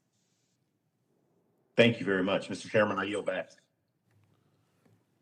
Gentleman yields back. Chair now recognizes Mr. Johnson for 5 minutes. Thank you, Mr. Chairman. You know, this topic we're discussing today is certainly not a new one. This committee has told big tech that they cannot claim to be simply platforms for third-party information distribution while simultaneously acting as content providers and removing lawful content based on political or ideological preferences. In other words, big tech cannot be both tech platform and content provider while still receiving special protections under Section 230. Free speech involves not only being able to say what you believe, but also protecting free speech for those with whom you strongly disagree. That's fundamental in America. And big tech should not be granted the right to choose when this right to free speech is allowed, or when they should prefer to hide, edit, or censor lawful speech on their platforms. They are not the arbiters of the freedoms constitutionally provided to the American people. This committee has brought in big tech CEOs numerous times now. So far, they have chosen to arrogantly deflect our questions and ignore the issues we've presented to them. It took a whistleblower, whom we're fortunate to have with us today, to expose the harm that Facebook and other social media platforms are causing, especially to children and teens at an impressionable age. That harm concerns me. I have a discussion draft that would require companies to disclose the mental health impact their products and services have on children. Perhaps such requirements would prevent the need for a whistleblower to expose highly concerning revelations, including that executives knew the content of their social media platforms are toxic for teenage girls. And perhaps it would incentivize these executives to come back to us with solutions that enable a safer online experience for its users, rather than attempting to debunk the evidence of their toxicity. However, we also must be careful when considering reforms to Section 230, as overregulation could actually lead to additional suppression of free speech. It is our intent to protect consumers while simultaneously enabling American innovation to grow and thrive without burdensome government regulation. Enter the event panelist numeric password, followed by pound. Don't know who that was. That wasn't me, Mr. Chairman. That's not my accent, as you can tell. Ms. Frederick, the Chinese Communist Party has multiple agencies dedicated to propaganda. From the Ministry for Information Industry, which regulates anyone providing information to the public via the internet, to the Central Propaganda Department, which exercises censorship powers through licensing of publishers. How do big tech's actions compare to those of the CCP, the Chinese, when it comes to censoring content? I'd say that a healthy republic depends on the genuine interrogation of ideas. And having said that, I am very troubled by what I see as an increasing symbiosis between the government and big tech companies. I talked about Psaki's press conference, but what I didn't say is in that July press conference, again, from the White House podium, she said if one user is banned from one private company, they should be banned from all private companies' platforms. That to me is harrowing. What company is going to want to start up if 50% of their user base is automatically gone because the government says so? Yeah. So in my mind, that increasing symbiosis between the government and tech companies is very reminiscent of what the CCP does, and it should be stopped. Ms. Haugen, in your testimony to the UK Parliament, you recommend that a federal regulator should have access to platforms' internal processes and the ability to regulate their process for removing content. Just yesterday, one of my Democrat colleagues agreed with your recommendation for more government intervention. I'm seriously troubled by my colleagues thinking that government involvement in private business operations to regulate content is even an option to put on the table. Bigger government means less innovation, less production, and less progress, not to mention the very serious First Amendment implications. This is un-American. Ms. Frederick, quickly, can you talk about the negative impacts this approach would cause? It's authoritarianism. Okay, thank you. Mr. Chairman, I yield back. I was mischaracterized. The only thing I've advocated for is transparency and the government mandating that Facebook must articulate what it's doing to solve problems. Because today, they lie to us, they give us false data when they rarely give any data, and they always just say, we're working on it. They never actually give progress. So I just want to clarify my opinions. Gentleman yields back. I yield back, Mr. Chairman. Chair recognizes Mr. Soto for 5 minutes. Thank you, Mr. Chair. Lies about the vaccines, lies about the 2020 election, lies about the January 6th insurrection, all proliferate on social media to this day. It seems like as we're working on key reforms like protecting civil rights, accountability for social media companies, protecting our kids, the main opposition by Republicans today, the talking point of the day, is they want a license to lie. The right to lie without consequence, even though deliberate lies are not free speech under New York Times v. Sullivan, according to our Supreme Court. What was scenario number one? Tom Cotton, Senator Cotton, referring to his Wuhan lab theory. He literally said, quote, "We don't have evidence that this disease originated there," to the New York Times. Yet radical right-wing media then goes on to say the virus is part of China's biowarfare program. That's a terrible example to use. And then after President Trump was impeached for collusion with Ukraine, you want to talk about a Hunter Biden laptop? Really? I'm deeply concerned about how these things are already spreading in Spanish language media as well. I got to speak to Mr. Zuckerberg in March about that, and he said there's too much misinformation across all these media. He mentioned deterministic products like WhatsApp, and they also said, quote, "There were certainly some of this content on Facebook, and it's our responsibility to make sure that we're building effective systems that can reduce the spread of that.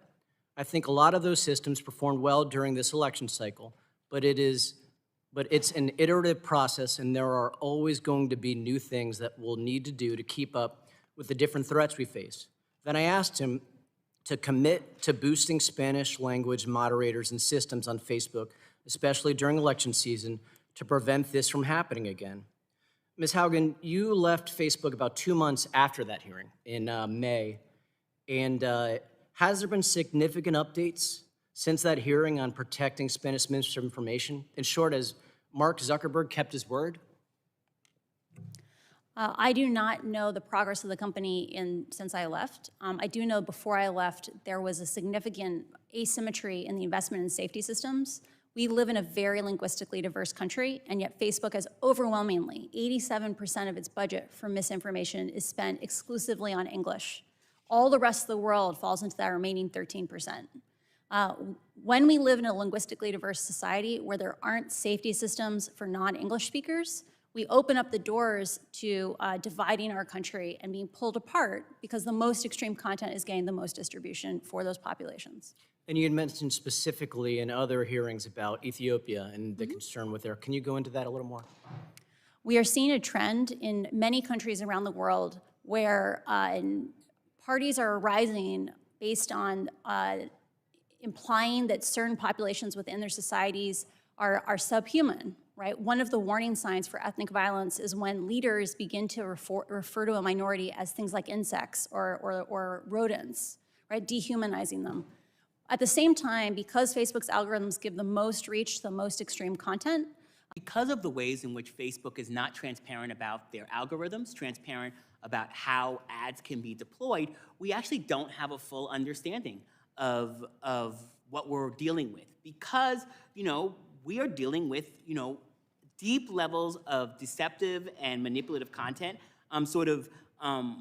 content that gets to travel and can travel far within subsects of communities, but without any clarity of what's happening until it's sometimes far too late, until you can't actually deal with it. The ways in which money can be put behind those for paid advertisement to sell people things that are not approved, that haven't been tested. In opening statements, we heard about drugs being sold online and being marketed through algorithms, and that's exactly what we're seeing when it comes to Black communities. And Mr. Robinson, sorry, my time's limited. Would you say misinformation reduces vaccination rates among communities of color with the COVID-19? It can both reduce vaccination rates and increase people going down rabbit holes of using all sorts of untested drugs. Thank you. My time's expired. Gentleman yields back. Chair now recognizes Mr. Long for 5 minutes. Thank you, Mr. Chairman, and thank you all for being here today. Ms. Haugen, the third pillar of the Big Tech Accountability Platform is addressing Big Tech's relationship with China. Mm-hmm. Much of the information you brought forward discusses the challenges associated with Facebook's business model and how it chooses content that users see on their platform, which leads to many of the harms that the platform causes today. We're looking at this issue all across Big Tech, not just on Facebook. One of the platforms we're paying close attention to, as you know, is TikTok. Mm-hmm.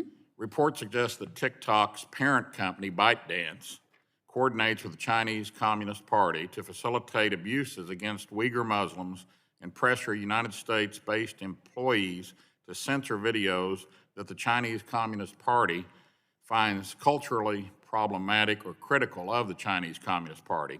How does TikTok's platform business model make it ripe for being censored by China? That is a wonderful question. So I often get asked questions about the difference between personal social media, which is what Facebook is. You're connecting with your family and friends, and what I call broadcast social media, where people create in order to get reach. TikTok is specifically designed with no contract between the viewer and the content they receive. You get shown things, you don't know exactly why you got shown them. And the way Facebook or TikTok works is they push people towards a very limited number of pieces of content. You can probably run 50% of everything that's viewed every day with a few thousand pieces of content per day. That system was designed that way so that you could censor it. Like when it was in China, they're intentionally set up so that humans can look at that high distribution content and choose what goes forward or not. TikTok is designed to be censored. Okay, thank you. And question for you, Ms. Frederick. Your testimony makes clear that holding Big Tech accountable means increasing transparency into their practices. You also have a background in national security. We don't know how TikTok monitors its platforms or censors its content. They could easily be doing the bidding of the Chinese Communist Party, and we wouldn't know anything about it. How do you, do you have recommendations on how we can increase Big Tech's transparency? For example, how do we know if the content viewed by Americans on TikTok isn't spreading communist propaganda? I would say incentivize transparency. Certain companies of their own volition right now, they give quarterly reports on how they interact with law enforcement, how they employ their community standards, but other tech companies are not doing this. So there has to be some teeth when you incentivize that transparency among tech companies. And when it comes to TikTok in particular, as you said, parent company headquartered in Beijing, you have to assume that they are beholden to the CCP in this instance. The governance atmosphere of China, the 2017 cybersecurity law, the national security laws, basically say that whatever private companies do, whatever data they ingest, however they interact, all of it is subject to the CCP when it comes knocking. So in my estimation, I don't believe any American right now should be on TikTok. And there are social contagion elements there as well. The algorithm, their secret sauce, it is crazily wants user engagement. And 9 to 11-year-olds, parents were surveyed, and of 9 to 11-year-old Americans, these parents said 30% of them are on TikTok. This is more than Instagram, this is more than Facebook, this is more than Snap. So when we think about the formation of our young minds in this country, we have to understand that ByteDance, that a Beijing-based company, has their hooks in our children, and we need to act accordingly. So you say that the parents are saying that 30% of their children are on TikTok? 30% of parents say that their children are on TikTok. 9 to 11-year-olds in particular, so preteens. I'd say that there's probably another 30% that don't know what their kids are looking at. I mean, I think it's a lot higher number than 30, in my opinion. TikTok's hyper-amplification algorithms also make it even more addictive than TikTok because they can choose the absolute purest addictive content and spread it to the most audience. So I agree with her. This is a very dangerous thing, and it's affecting very young children.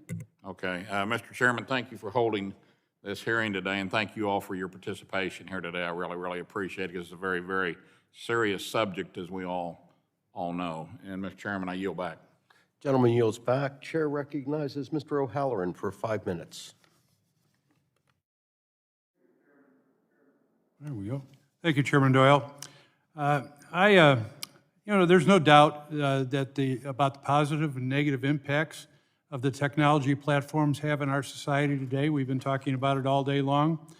As a father, grandfather, and like many Americans, I was outraged and am outraged to read about the inner workings of Facebook brought to light by Ms. Haugen. Facebook is recklessness, disregard for the well-being of children and teenagers, especially given their internal research. This is completely unacceptable.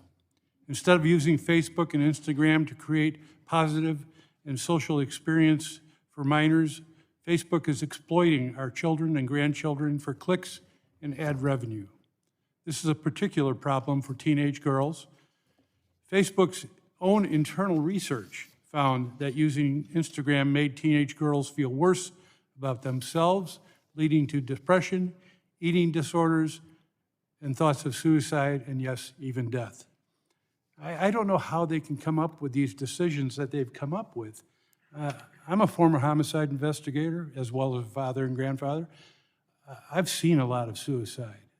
I've witnessed a lot of death in our country. And I don't know how somebody can make these decisions knowing the information they knew and the impact it was going to have on the families and children within our society today. Facebook thinks it's okay. I think this is, again, an outrage. This is clear evidence that something needs to change. We need transparency for companies like Facebook. We need to know what they are showing our children and why, and to identify how these algorithms come together and what impact they will have on the rest of our society. We can't have Facebook and their algorithms taking advantage of our children. Our children and families are more than just out there for corporate greed. Tech corporations also have a moral responsibility to children and families in our country in general and the rest of the world. Ms. Haugen, can you tell us more about how Instagram uses demographics and a user's search history to serve up content and ads, even if the content and ads are harmful to the user? Facebook systems are designed for scale. One of the things that has been seen over and over again, in my Senate hearing, they showed explicit examples of this. Facebook does vet ads before they're distributed, but they do it very casually. They don't do it rigorously enough. And as a result, in the Senate hearing, they demonstrated that you can send ads for drug paraphernalia to children, to their 13-year-olds, if you want to. There's a lack of accountability when it comes to ads and a lack of detail. The second question is around things like search, like how do those interests then percolate into spirals, like down rabbit holes? When you engage with any content on Instagram, Facebook learns little bits of data about you. They learn what kinds of content you might like, and then they try to show you more. But they don't show you random content. They show you the content most likely to provoke a reaction for you. And Facebook has demonstrated that in the case of things like teenagers, you can go from a search query like healthy eating to anorexia content within less than 2 weeks, just by engaging with the content that you're given by Facebook. Thank you. Mrs. Haugen, Facebook had this data that showed how harmful Instagram is to teenage users. Did Facebook executives really ignore these findings and make no meaningful changes? Did they really decide that their profits were more important than the well-being of our kids? And I'm trying to understand who works at Facebook that makes these type of decisions and why they make them for when they know that they're going to have a negative impact, especially on our children in this society. I think there's two core problems that lead to the situation. The first is that Facebook has an unflagging faith in the idea that creating connections is more valuable than anything else. Bosworth, who's I believe now the CTO of Facebook. That's a faith of greed. That's not a faith of moral responsibility. I don't want to attribute intentions because they believe that connection is so magical that it's more valuable than, say, a kid's killing themselves. Okay. But he's quoted. There was a piece that was leaked a couple of weeks ago where in it he says, it doesn't matter if people die. We are going to advance human connection. The second question is, how can these decisions be made over and over again? Facebook has a diffuse responsibility. Like when Antonia Davis appeared before the Senate, she couldn't name who was responsible for launching Instagram Kids or who would make that decision because Facebook's organizational structure has no one who is responsible for anything. They always say this committee made the decision. We need to require them to put names on decisions because then someone would take a pause and say, do I really want my name on this thing that might hurt someone? Thank you very much, and I yield. Gentleman yields back. Chair now recognizes Mr. Wahlberg for 5 minutes. Thank you, Chairman Doyle, and thanks for having this hearing. And to our panel, thank you for being here. Ms. Haugen, you state in your testimony that, and I quote, Facebook became a $1 trillion company by paying for its profits with our safety, including the safety of our children, and it is unacceptable. I agree wholeheartedly and would go even further to say that it's not only unacceptable, it's morally and ethically wrong. In the March hearing and others, we heard big tech companies constantly lie to us and say that they are enhancing safety protections when in reality what they're doing is increasing censorship for more monetary gains. And it's a tragedy that half of this country, including many friends and family of mine, who feel that they need to use these platforms, and they are amazing. I have a love-hate relationship for the platforms. I love them and I hate them. Mm-hmm. It's amazing what they can do. But when a family member of mine has to stay off of content areas because of potential of not being able to use Facebook for his business, that's concerning. I'd also state very clearly that while I love everybody on this committee and in Congress, good friends and colleagues, I don't want any of you censoring me. I don't trust you to do it. The only one I trust to censor is me doing the censoring, and you shouldn't trust that. So the issue here is not so much with adults. I don't want to be treated as a child. I want to be accountable for what I believe, what I read, and what I accept. And so that's an adult issue. But kids, it's a different story. As a parent of now grown 3 kids, my wife and I did creative things to try to keep them from using the TV when we were gone. But now with my grandkids, 6 of them young children, it seems nearly impossible to keep kids away from harmful digital content, and that's where I have my major concerns.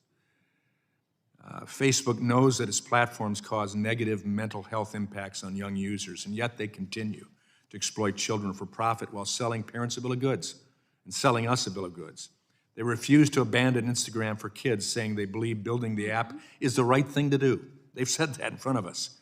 But it's not just Facebook. Google, TikTok, and Snapchat have built empires in collecting and selling our children's data and have become havens for predators seeking to exploit and lure vulnerable populations. As the lead sponsor of the only bipartisan bill in the House to update the Children's Online Privacy Act, I'm very worried about the harm TikTok poses to our kids and the national security threat that its Chinese Communist Party-backed mothership ByteDance poses to our democracy.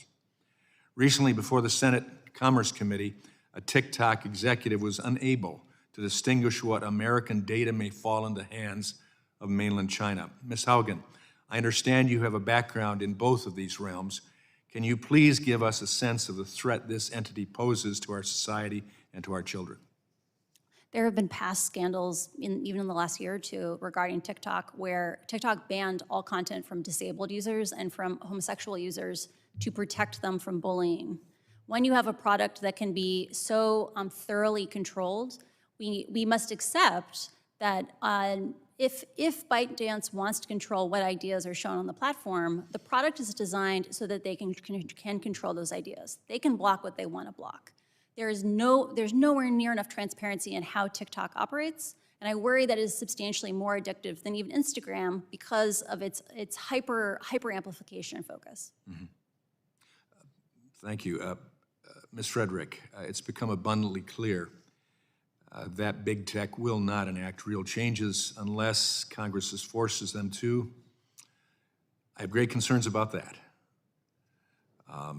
But it's clear they can lie to us. They'll keep doing that. They have no intention. So, Ms. Frederick, I've led a discussion draft that would carve out Section 230 liability protections for reasonable, foreseeable cyberbullying bullying of kids under 18, meaning there would need to be an established pattern of harmful behavior for this to apply. Do you think this approach will actually force big tech platforms to change their behaviors? Why or why not? So I think there are a couple of benefits and challenges to something like this. The benefit is that it would address genuine problems on the platform. But you run into some issues when it comes to the definition. So you want to make the definition linked to a standard and as tight as possible, because we see what definition inflation looks like. I was in a room in Orlando, Florida, talking to a bunch of grandmothers, nobody under probably 60, and I asked them, given Facebook's rollout of a pilot program on extremism and creating that friction between extremist and potential extremist content, almost every single one of them raised their hands because they got that extremism warning, that they potentially engaged with extremism or know an extremist. That definition inflation is a critical problem, so I think if you tighten up that definition, make it as tight as possible, I think it will go far in redressing some of these problems that exist on the platform that are actually genuine. Thank you, and I yield back. Gentleman yields back. Chair recognizes Ms. Rice for 5 minutes. Thank you so much, Mr. Chairman. I really want to thank you for having this hearing. You know, I can't believe that we are, I mean, I'm very happy that we're here discussing potential future legislation, but I believe that the level of congressional inaction when it comes to anything social media company related is astounding, and it is our greatest national moral failure. I am not a parent, but I'm one of 10 kids, and I can tell you if my mother had to police 10 children using TikTok and Instagram and Facebook, I mean, I don't know what she would have done. So, and I'm loath to, I don't mean to be critical of anyone's parenting, but one thing that we should listen to when it comes to all of these social media honcho bigwigs, none of them let their own children use any of these platforms. None of them. So why do we? I really hope, and I'm grateful for all the witnesses here today, I really hope that we can come up with legislation that will once and for all send a message to these social media platforms that have taken over every aspect of our life, not just here in America, but across the planet, finally to put some bite in the law. I spent 9 years as the elected DA in my home county before I came to Congress, and I was in a unique position to understand where the law failed to address antisocial behavior. We know now, right? And then I would go to Albany and say, okay, we need to get this law to protect this, to do that. And I understand that it takes a while to do that kind of thing, to come to a consensus. But I'm hearing overwhelmingly from my colleagues on both sides of the aisle today that we all understand the urgency to do something in this instance. So, Mr. Steyer, I would like to ask to start with you. It was the Wall Street Journal that published an article, and I think, Mr. Chairman, you might have made reference to this article that was published in September that was titled, "Facebook Knows Instagram is Toxic for Teen Girls, Company Documents Show." We've talked a lot about this today. But it was really disturbing to learn that and to read internal communications from Facebook employees and managers that show that they were fully aware of how their algorithms harm young users, but that they continue to curate content in that manner anyway. Mr. Steyer, can you please maybe explain a little deeper why teen girls are particularly vulnerable to this cycle of emotional and or psychological manipulation online? I don't think it's fair to talk about teenage girls in kind of isolation when there are so many different groups who are impacted negatively by these social media companies and their algorithms.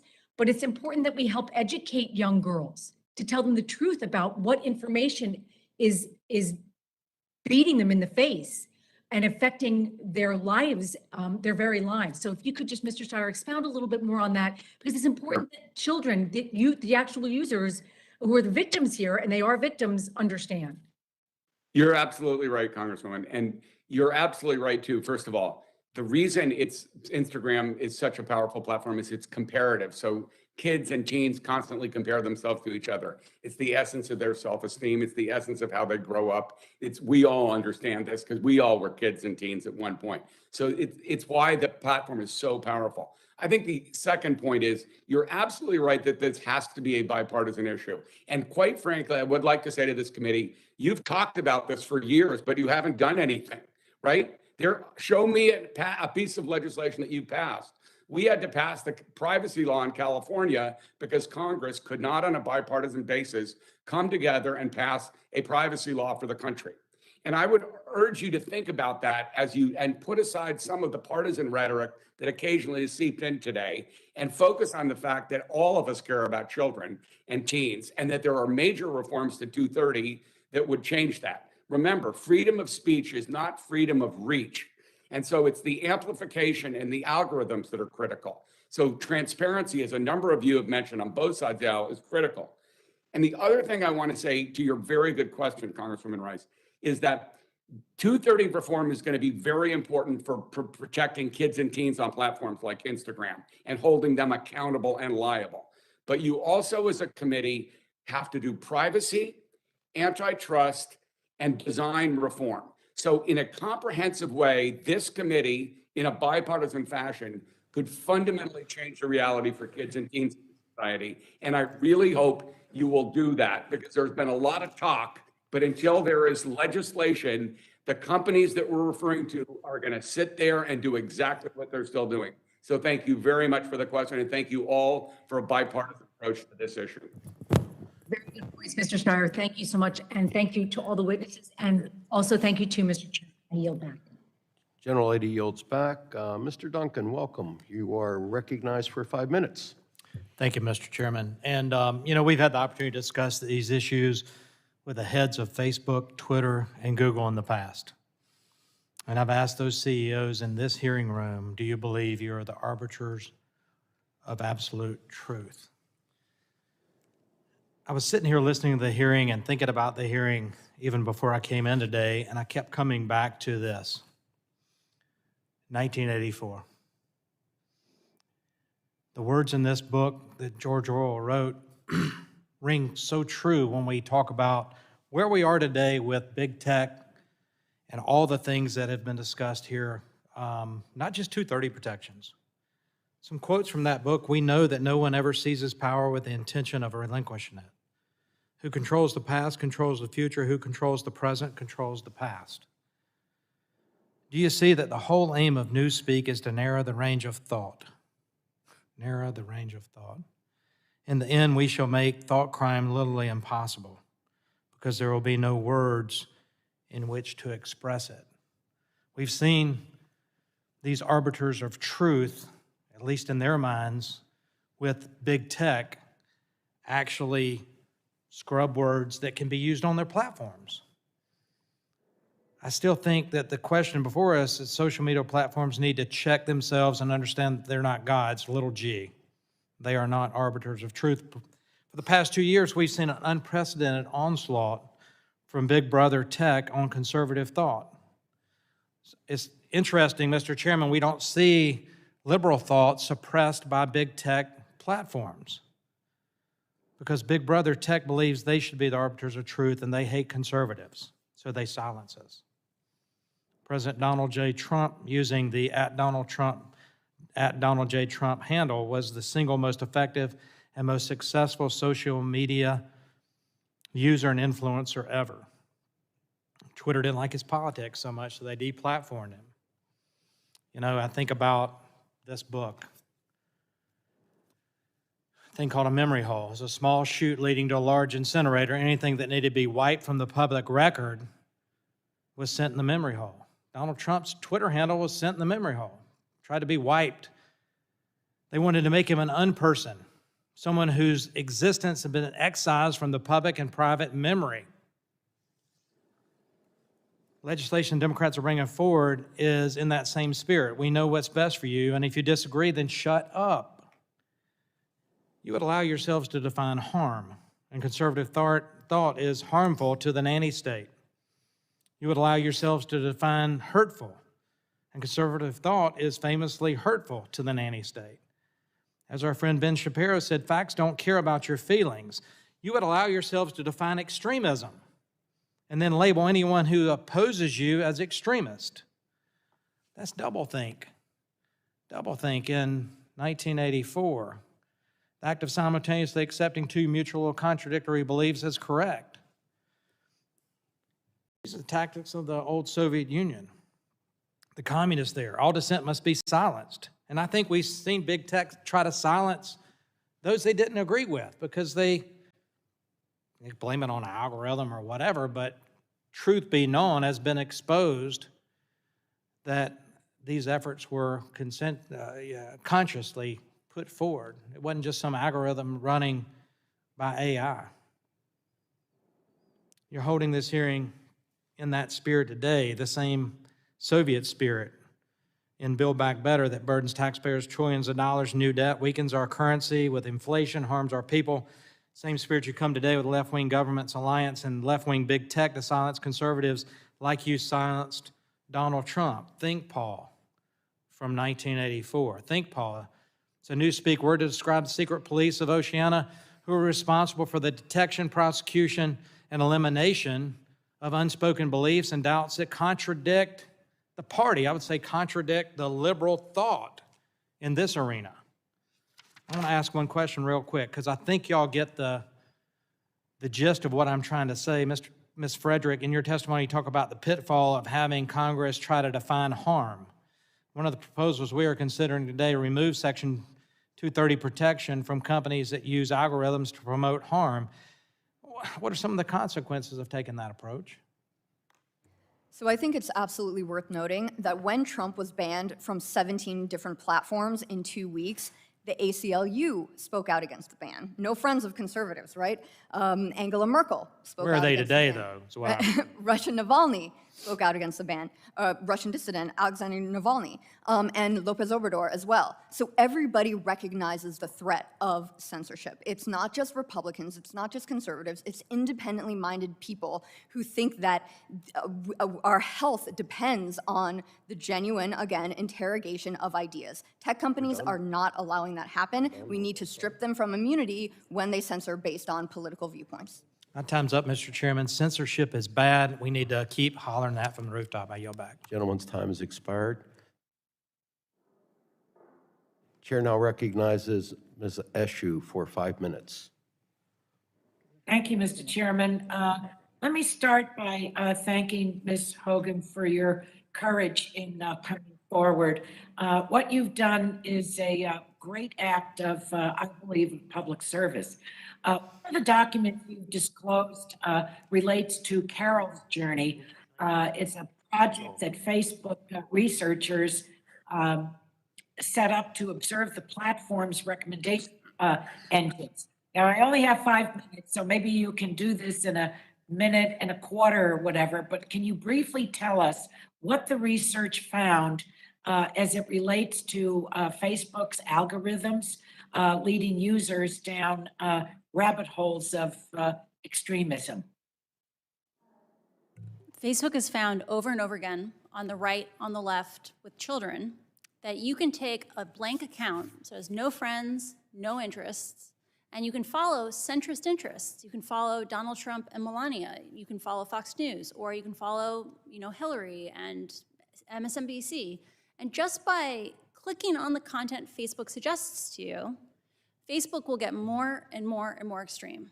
So on the left, you go to, within 3 weeks, to let's kill Republicans. It's crazy. On the right, within a couple of days, you get to QAnon. Within a couple of weeks, you get to white genocide.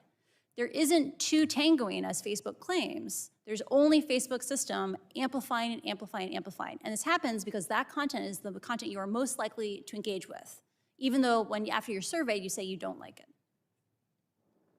Thank you very much. To Mr. Steyer, Jim, it's wonderful to see you again. Thank you for testifying today. Your testimony mentions how addictive design features are, like snap streaks, how harmful that is. Can you tell us more about how these addictive designs prey on children and teens in particular? Absolutely. Good to see you, Congresswoman Eshoo. It's very clear that platforms like Facebook and Instagram, but as you just mentioned, Snapchat, YouTube, and others, have literally designed features like the auto replay that we're all familiar with. 3, 2, 1, you watch the next episode. That are designed to keep you there. As I mentioned in my opening remarks, this is an arms race for attention. Attention engagement, as Ms. Haugen has made clear to the public, is the basis of the business model for a number of the social media platforms. And what that does with younger minds, particularly children and teens, less developed minds, is constantly get you to come back because you are being urged in very, very creative and strategic way by very sophisticated engineers to stay on that platform because they make more money. So it's the core of the business model that's at stake here. And the point that has been made repeatedly, and it should be part of the legislation that this committee addresses, is you have to have transparency about the design and the algorithms. Those are separate issues. I believe this committee is going to have a separate hearing next week that's going to go to design issues, Congresswoman Eshoo. They're very important because at the end of the day, if we are able to transparently see how Facebook builds its platform and nudges you, particularly you and all of us, but mostly kids and teens, to stay on their platform, that will change everything. It will also change everything if their liability for that behavior is removed and they're held accountable. So you were onto something big. It's why I said earlier, this committee should take reforms of 230 very seriously and move forward on the legislation, but also look at this in a comprehensive way and include privacy by design and include and the design issues you mentioned. That is what will protect our kids going forward and will make this the first bipartisan effort in Congress in years to protect children. Thank you very, very much, Jim. To Mr. Robinson, I think we're all moved by the examples of civil rights harms that you cited in your written testimony. Can you elaborate on how these are fundamentally issues of product design and business model and not issues of user-generated content? Well, there's all sorts of things that are connected to user-generated content, but the fact of the matter is this is about what gets amplified, what gets moved on the content. Another thing that I do think is important is that companies that don't hire Black people can't be trusted to create policies to protect Black communities. And these companies have time and time again have made a choice not to hire Black people. And so the Russians knew more about Black people during the 2016 election than the people at Facebook. And so the disinformation that was allowed to travel on their platform was a direct result of choices that they've made.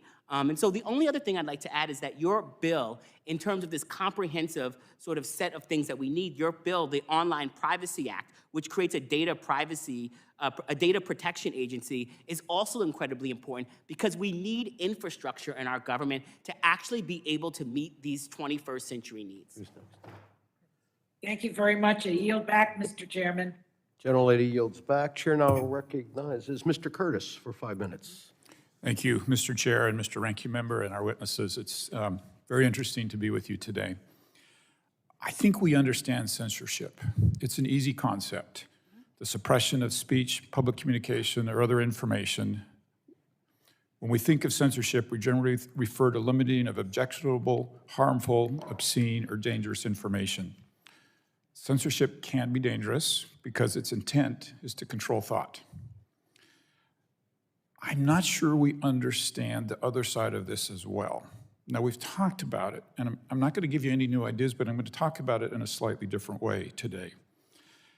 And that is the attempt to control thought by presenting or feeding objectionable, harmful, obscene, or dangerous information.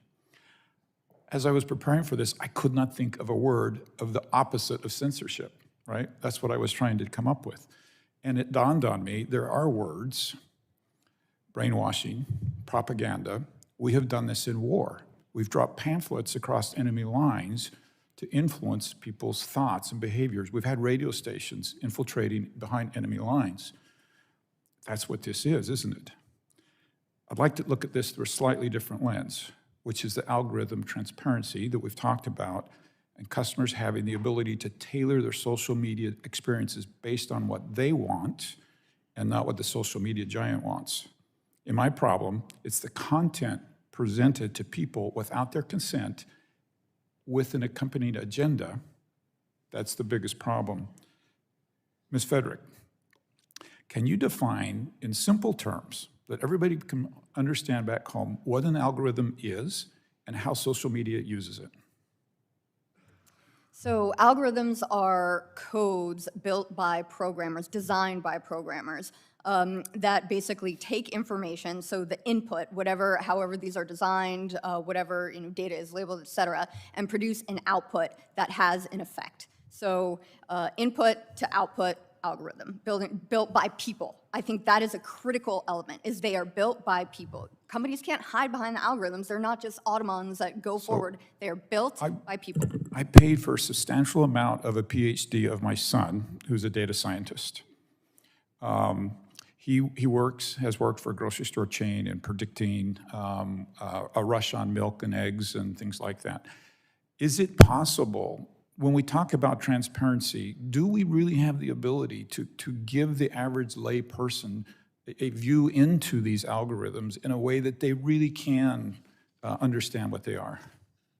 I think to some degree, and the previous witness was just talking about privacy by design, privacy-preserving technology. So there are ways to actually design these programs, to design these machines that are imbued, again, with values like privacy. So there is a way to manipulate them, and people should know if they are being manipulated. I think what you're saying, if I understand it right, you tell me if I'm wrong, is that these algorithms could be created to manipulate in a harmful way the way people think. It's happened before.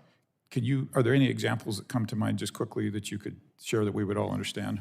I think we're all familiar with the Facebook files and the documents that have been released that talk about the design of these algorithms and how they were manipulated starting in 2018 to increase engagement.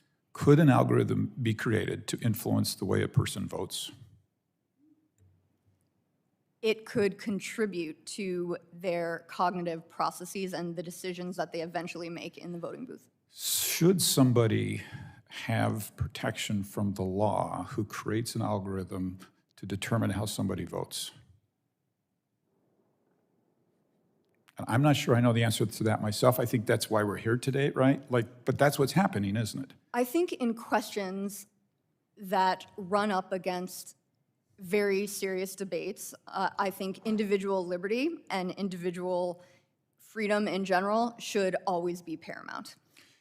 If there's a bad actor, not the companies themselves, whose intent is to influence how somebody votes, let's hypothetically say Russia, and a company facilitates their intent and their agenda, should they be protected from the law? I think you run into a problem of attribution here when the strategic intent of these nation states blend with patriotic netizens, when they blend with hacktivists, when they blend with people who just want to be chaos agents in I've general. got 7 seconds. Let me try to make a point. We have a town square, right? People can post things in this town square. Everybody understands that. I was a mayor. I could put, right, we could have that. It's very complicated if I, as the mayor, decide I'm going to take some things down and I'm going to take some things and duplicate them and put them back up. And it's that simple, right? I think what we're talking about is where are the boundaries in this and how do we find the boundaries? Chairman Doyle, may I briefly comment something? Yes, very briefly. In 2018, when Facebook made that change, political parties across Europe, from a variety of different political indications, said we were forced to change our positions to more extreme things on the left, on the right, because that's what now got distributed. We saw a difference in what we could run. The idea that our political parties now have the positions they can take influenced by Facebook's algorithms and the changes, that influences the elections because it controls what we get to even vote on in the ballot box. Gentleman's time has Yes, expired. Mr. Chairman, thank you. I yield back. Chair now recognizes Ms. Matsui for 5 minutes. Thank you very much, Mr. Chairman. And first of all, I want to thank you for holding this legislative hearing today. This is really not the first time that our subcommittee has met to consider needed updates to Section 230, and it certainly won't be our last. While our discussion today can and should be measured and fact-based, we cannot lose sight of what brings us here today, a crisis exacting an immense human toll and undermining our shared democratic values. The magnitude of this crisis will necessitate a comprehensive approach that has implications for privacy, antitrust, and of course, Section 230 reform. I introduced the Algorithmic Justice and Online Platform Transparency Act with Senator Markey to bring needed transparency to the algorithms employed by online platforms and establish clear prohibitions on the most discriminatory algorithms in use today. The bill has been endorsed by 14 of the most important public interest groups like the Anti-Defamation League, Consumer Reports, and 2 organizations that are testifying here today with Free Press Action and Color of Change. I'm hopeful my bill will be included on the agenda for Consumer Protection Subcommittee hearing on the 9th. You know, like many parts of this country, I represent a region that is suffering from an acute shortage of affordable housing. That's why it's so alarming for me to see case after case of discrimination and housing opportunities online. Recently, the Department of Housing and Urban Development took action against Facebook over concerns that its targeted advertising platform violates the Fair Housing Act by encouraging, enabling, and causing unlawful discrimination by restricting who can view housing ads. Mr. Robinson, as a simple yes or no to set the stage, in your experience, are the big tech algorithms and practices disproportionately impacting people of color? Yes. Thank you. I think it's important to reiterate that fact to frame our discussion. My Algorithmic Justice and Online Platform Transparency Act establishes an interagency task force composed of a broad group of agencies, including the Federal Trade Commission and Housing and Urban Development, to investigate the discriminatory algorithmic processes online. Mr. Robinson, when it comes to enforcement, do you believe including sector-specific expertise like HUD for housing is important to effectively document and police instances of discrimination within specific industries? Yes. Mr. Robinson, are you aware of instances in which Facebook or other platforms have designed their products in a manner that allow advertisers or sellers to discriminate in ways that are inconsistent with this country's anti-discrimination laws? Yes, and I've spoken to them about it directly. Okay, fine, thank you. I'm very concerned about youth mental health. I mean, I have grandchildren, teenagers, and I really see the fact that they're so connected to their social media through their devices. Now, recent revelations from witnesses here today, Ms. Haugen confirmed that many of us already knew to be true, that social media is harming the mental health of America's youth, especially pernicious for teen girls, and that Facebook is aware of the problem. The results of these internal documents speak for themselves. Teens blame Instagram for increases in anxiety and depression. Instagram made body image issues worse for 1 in 3 teen girls. Ms. Haugen, clearly there is a potent mix of psychology and engineering at play here. Can you describe, or can you tell me about the backgrounds of the employees that these companies hire to help them exploit youth psychology with targeted algorithms? Facebook employs researchers who have PhDs, who may or may not have expertise specifically in child psychology. And there are specifically advocates who work with external partners to develop things like the interventions on self-harm. The question, though, is how much does that actually reach people? When I was there was a dashboard for the self-harm dashboard, which Facebook loves to promote, and it was only being shown hundreds of times per day. There's a question of what scale of intervention should Facebook be doing, and I don't believe Facebook is acting strongly enough to protect our children. Okay, well, thank you very much. And I thank you very much for what you've done too. So I yield back. Gentlelady's time expires. She yields back. Okay, Chair's going to recognize Mr. Welsh for 5 minutes. Thank you very much. I really want to thank all three of you and Mr. Steyer for your testimony.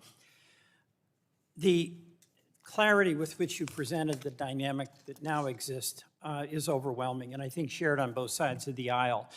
We've got a business model where amplifying conflict amplifies profit, and the two casualties of that business model are our democracy and our children.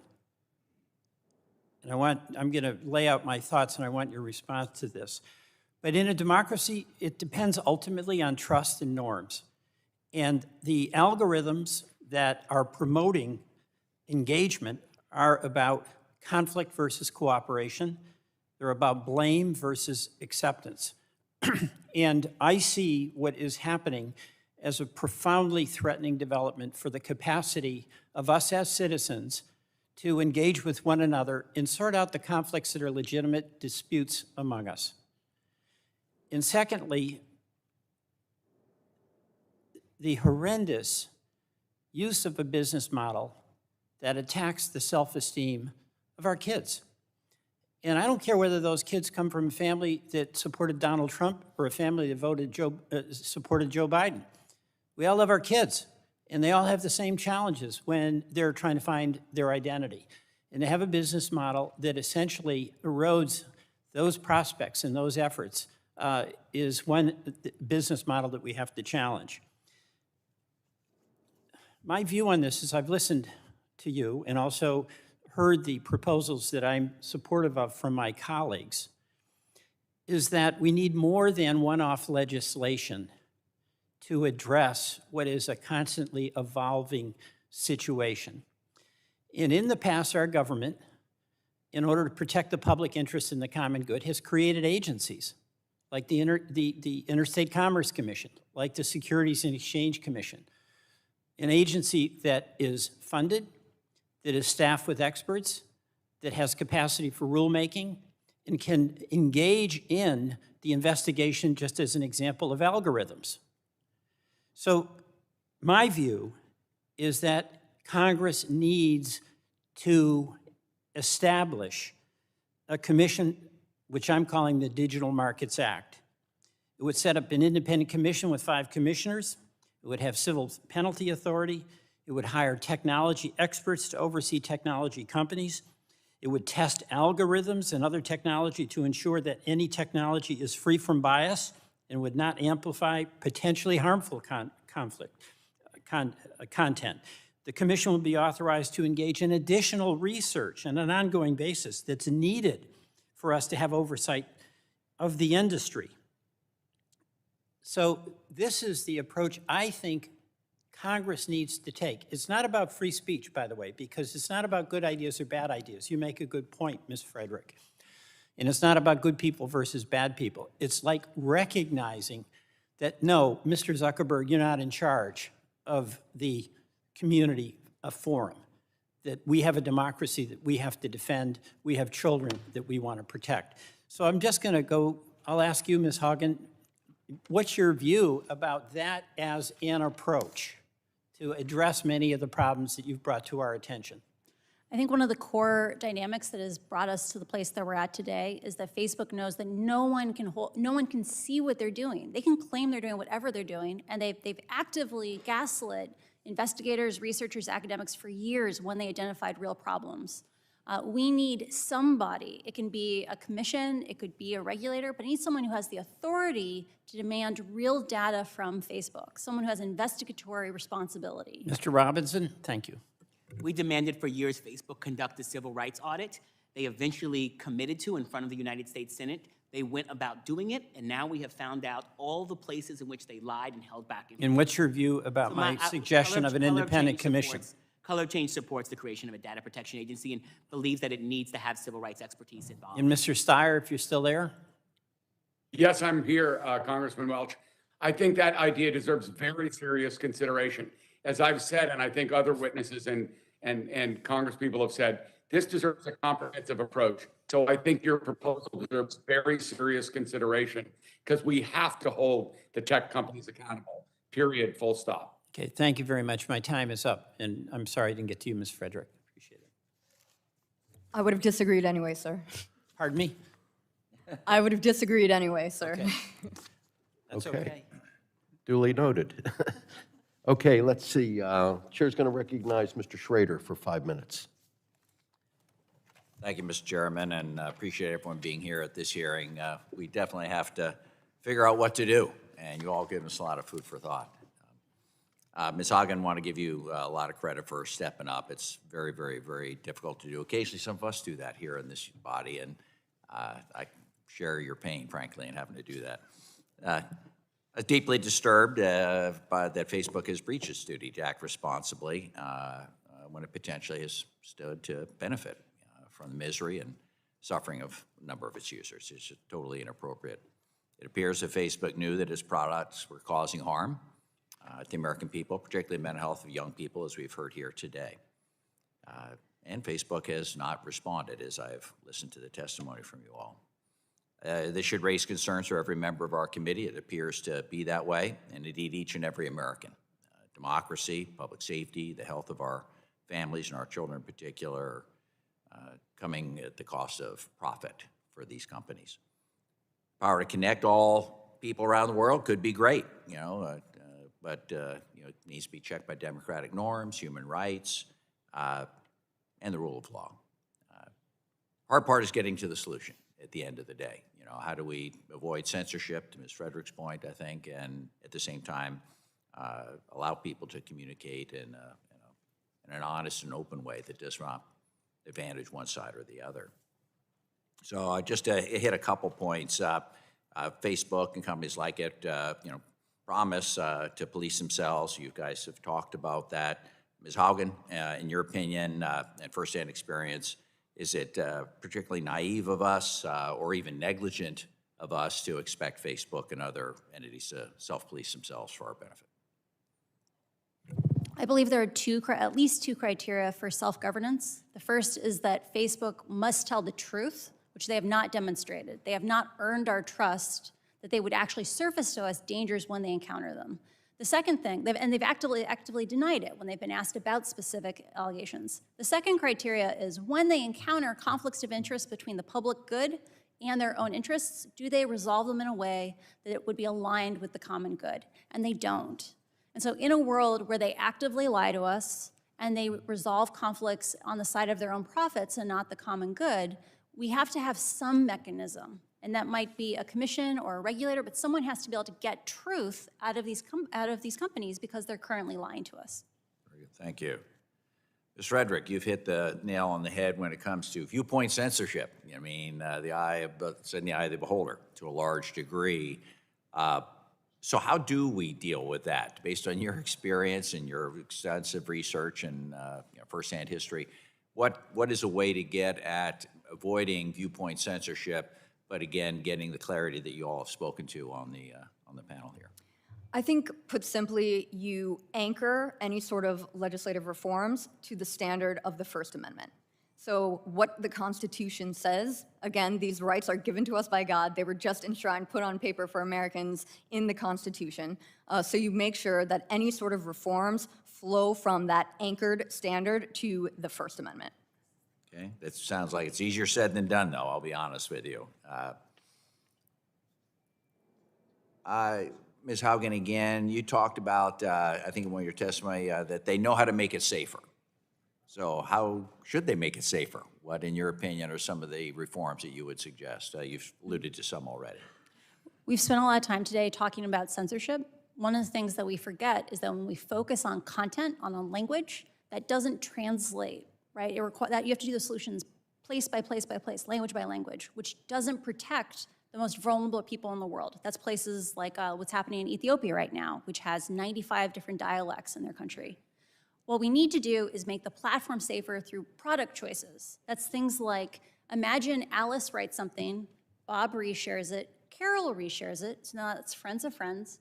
Let's imagine when it got to that point, when it got beyond friends of friends, you had to copy and paste it to share it. Have you been censored? I don't think so. It doesn't involve content. But that action alone reduces misinformation the same amount as the third-party fact-checking program. We need solutions like that, friction, that make the platform safe for everyone, even if you don't speak English. But Facebook doesn't do it because it costs them little slivers of profit every time they do it. Sounds like a complicated, it's going to be complicated to do this because you're dealing with how to affect the algorithms in a more positive way without bias, ostensibly. And I guess I'm out of time, and I yield back, Mr. Chairman. Gentleman yields back. Chair recognizes Mr. Cardenas for 5 minutes. Thank you, Mr. Chairman, and also Ranking Member Latta for having this very important hearing. And again, this is not the first time that we're discussing this issue on behalf of the American people who elected us to do our job, which is to make sure that they do continue with their freedoms, yet at the same time, the harm that can be prevented does not come to them. I'd like to first start off by submitting, for the record, a letter by the National Hispanic Media Coalition in support of HR 5596, Justice Against Malicious Algorithms Act of 2021. And also, I'd like to say to Ms. Haugen, the information you provided to the public about Facebook's internal deliberations and how the company has dealt with or chosen not to deal with some of the more pressing issues it faces has been illuminating to all of us. So thank you so much for your brave willingness to come out and speak the truth. One issue of critical importance to me is the Spanish language disinformation that has flooded social media platforms, including Facebook, but also other social media sites as well. One example is the level of the company's resources dedicated to Spanish language misinformation. In May, Facebook executives told Congress that I quote them, we conduct Spanish language content review 24 hours per day at multiple global sites. Spanish is one of the most common languages used on our platforms and is also one of the highest resource languages when it comes to the content review, end quote. Yet in February of 2020, the product risk assessment indicated that, quote, we're not good at detecting misinfo in Spanish or lots of other media types, end quote. And another internal report warned that Facebook had, quote, no policies to protect against targeted suppression, end quote. Ms. Haugen, in your testimony, you note that we should be concerned about how Facebook's products are used to influence vulnerable populations. Is it your belief that Facebook has blatantly lied to Congress and the American people? Facebook is very good at giving you data that just sidesteps the question you asked. So it's probably true that Spanish is one of the most resourced languages at Facebook, but when overwhelmingly the misinformation budget, so 87% goes to English, it doesn't matter if Spanish is one of your top funded languages beyond that, if you're giving it just like tiny slivers of resources. I live in a place that is predominantly Spanish-speaking, and this is a very personal issue for me.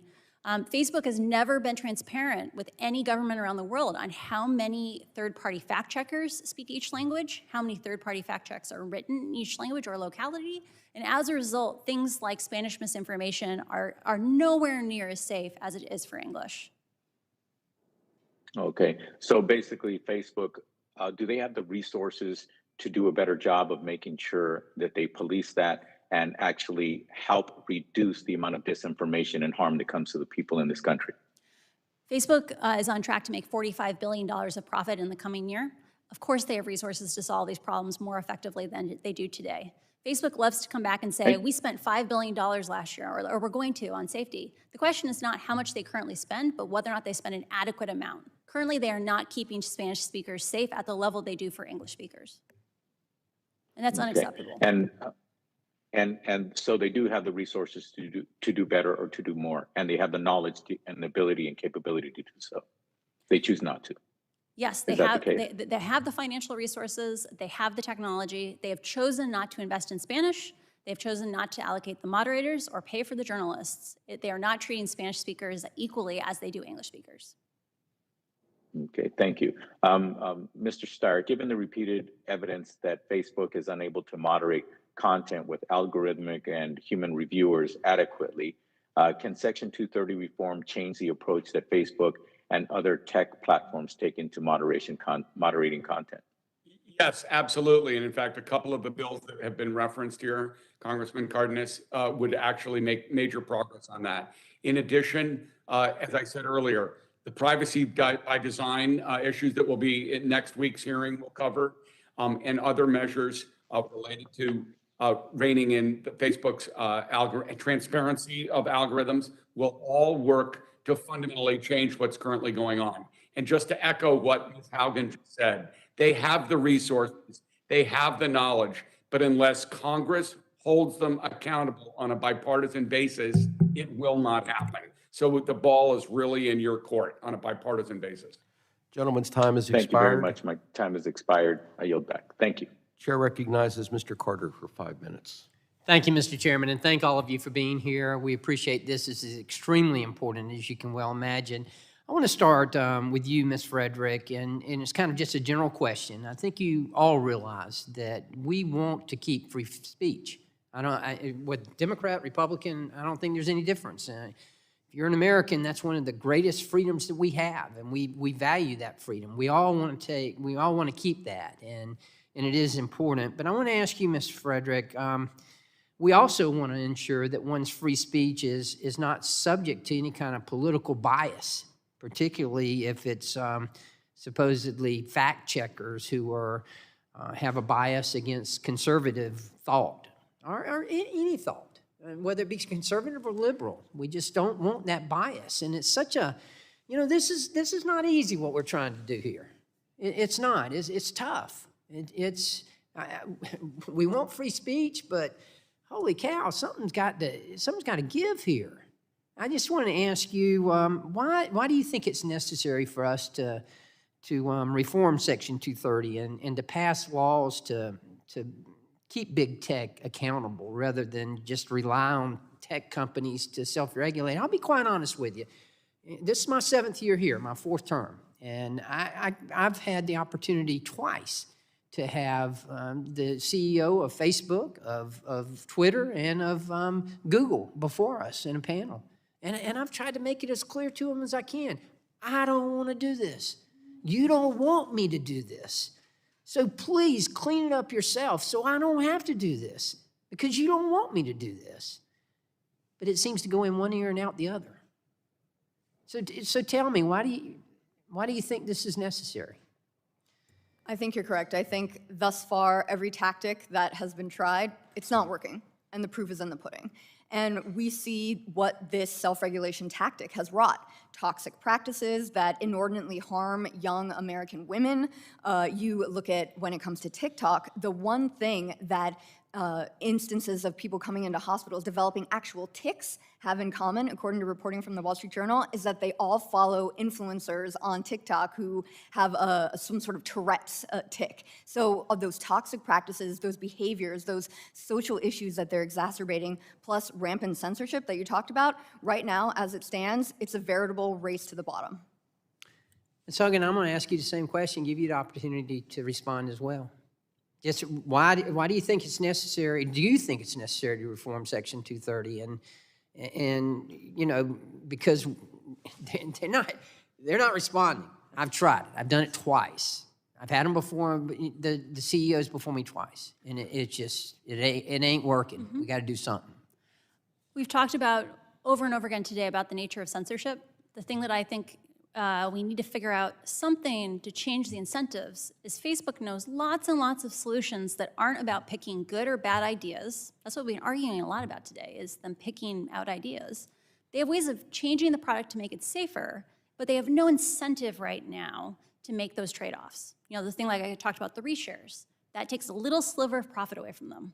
And they keep not doing these things or not telling us about them because their only incentive is profit. We need to do something to change the incentives that these companies. Is that truly their only incentive? Profit? I think they do face, liability, right? Like they have a fiduciary duty to their shareholders. A lot of the things we're talking about here are trade-offs between long-term harms and short-term profits, right? I think genuinely good reform of Facebook will make it more profitable 10 years from now because fewer people will quit. But when you look on a short-term by short-term basis, they're unwilling to trade off these slivers of profit for a safer product. Okay, I'm going to get to this one final question. I'm running out of time here. By profession, I'm a pharmacist, and I've dealt with drug addiction and with prescription drug addiction, and all of you know that in 2020, drug overdose deaths increased by 55%, and you know how accessible these drugs are over the internet, and that is disturbing. And you know that many of them are laced with fentanyl, and you're familiar with this. But my question, and I'll direct it to you, Ms. Frederick, yes or no? Would this proposal theoretically, the proposal by the big tech platforms that on the sale of illegal drugs on their platforms, and one of the proposals that the Republicans have put forward is to carve out Section 230 liability protection for illegal drug trafficking on a platform. Yes or no? Do you think that would work? Theoretically, it should, and it points to a broader problem on the platforms: drug cartels, advertisements for coyotes, trafficking people across the border illegally, foreign Islamic terrorism. Yes, I think theoretically it should help. Okay, thank you, and I'll yield back.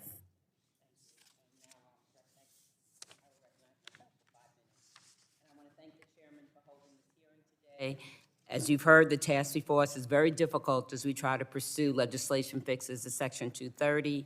As chair of the Tech Accountability Caucus, I believe that amending of Section 230 must be done carefully to ensure we are limiting the unintended consequences and driving the changes we really hope to achieve.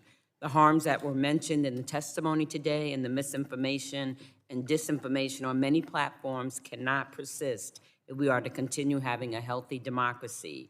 Promoting disordered eating, body dysmorphia, and self-harm is sending kids and teens already struggling with their mental health down a dark path that has been shown to worsen their mental health. Mr. Steyer, why are parents not able to hold these platforms accountable for pushing this type of content?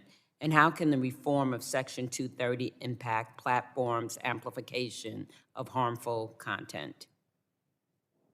Thank you very much for the question, Congressman. I would just tell you, first of all, because parents aren't able to hold the platforms accountable because there's no law in place that permits that, which is why reforms of Section 230 will go a long way to doing that. You have to remove some of the immunity. For example, the issues that Ms. Haugen has talked about in terms of the body image, hiding the body image research by Instagram scientists. I sat with the heads of Facebook a decade ago and told them the very same messages about Facebook. Instagram wasn't as popular then.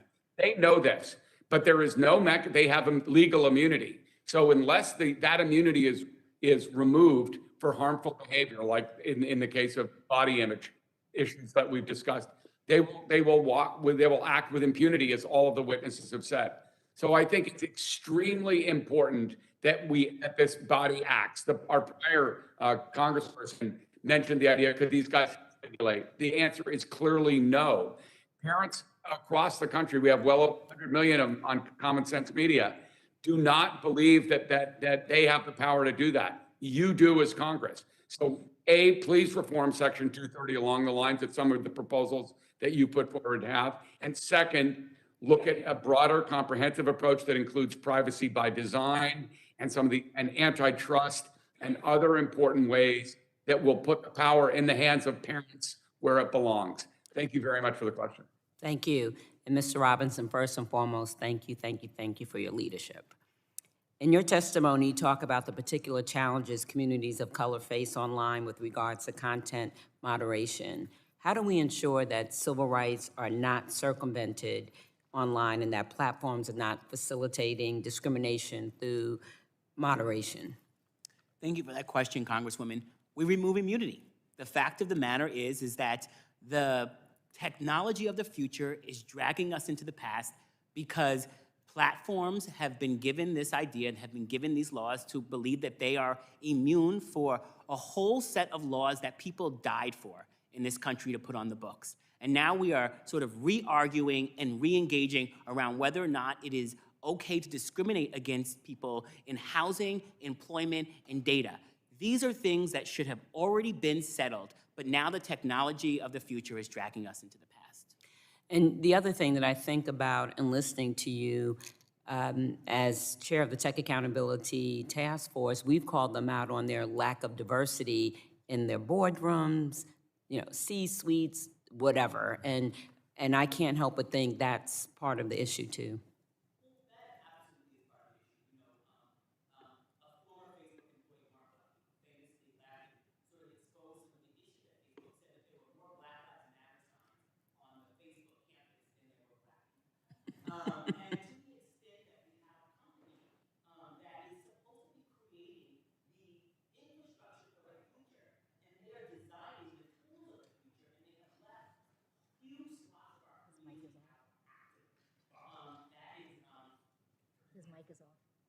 Oh, your mic is on. My microphone was not on, sorry.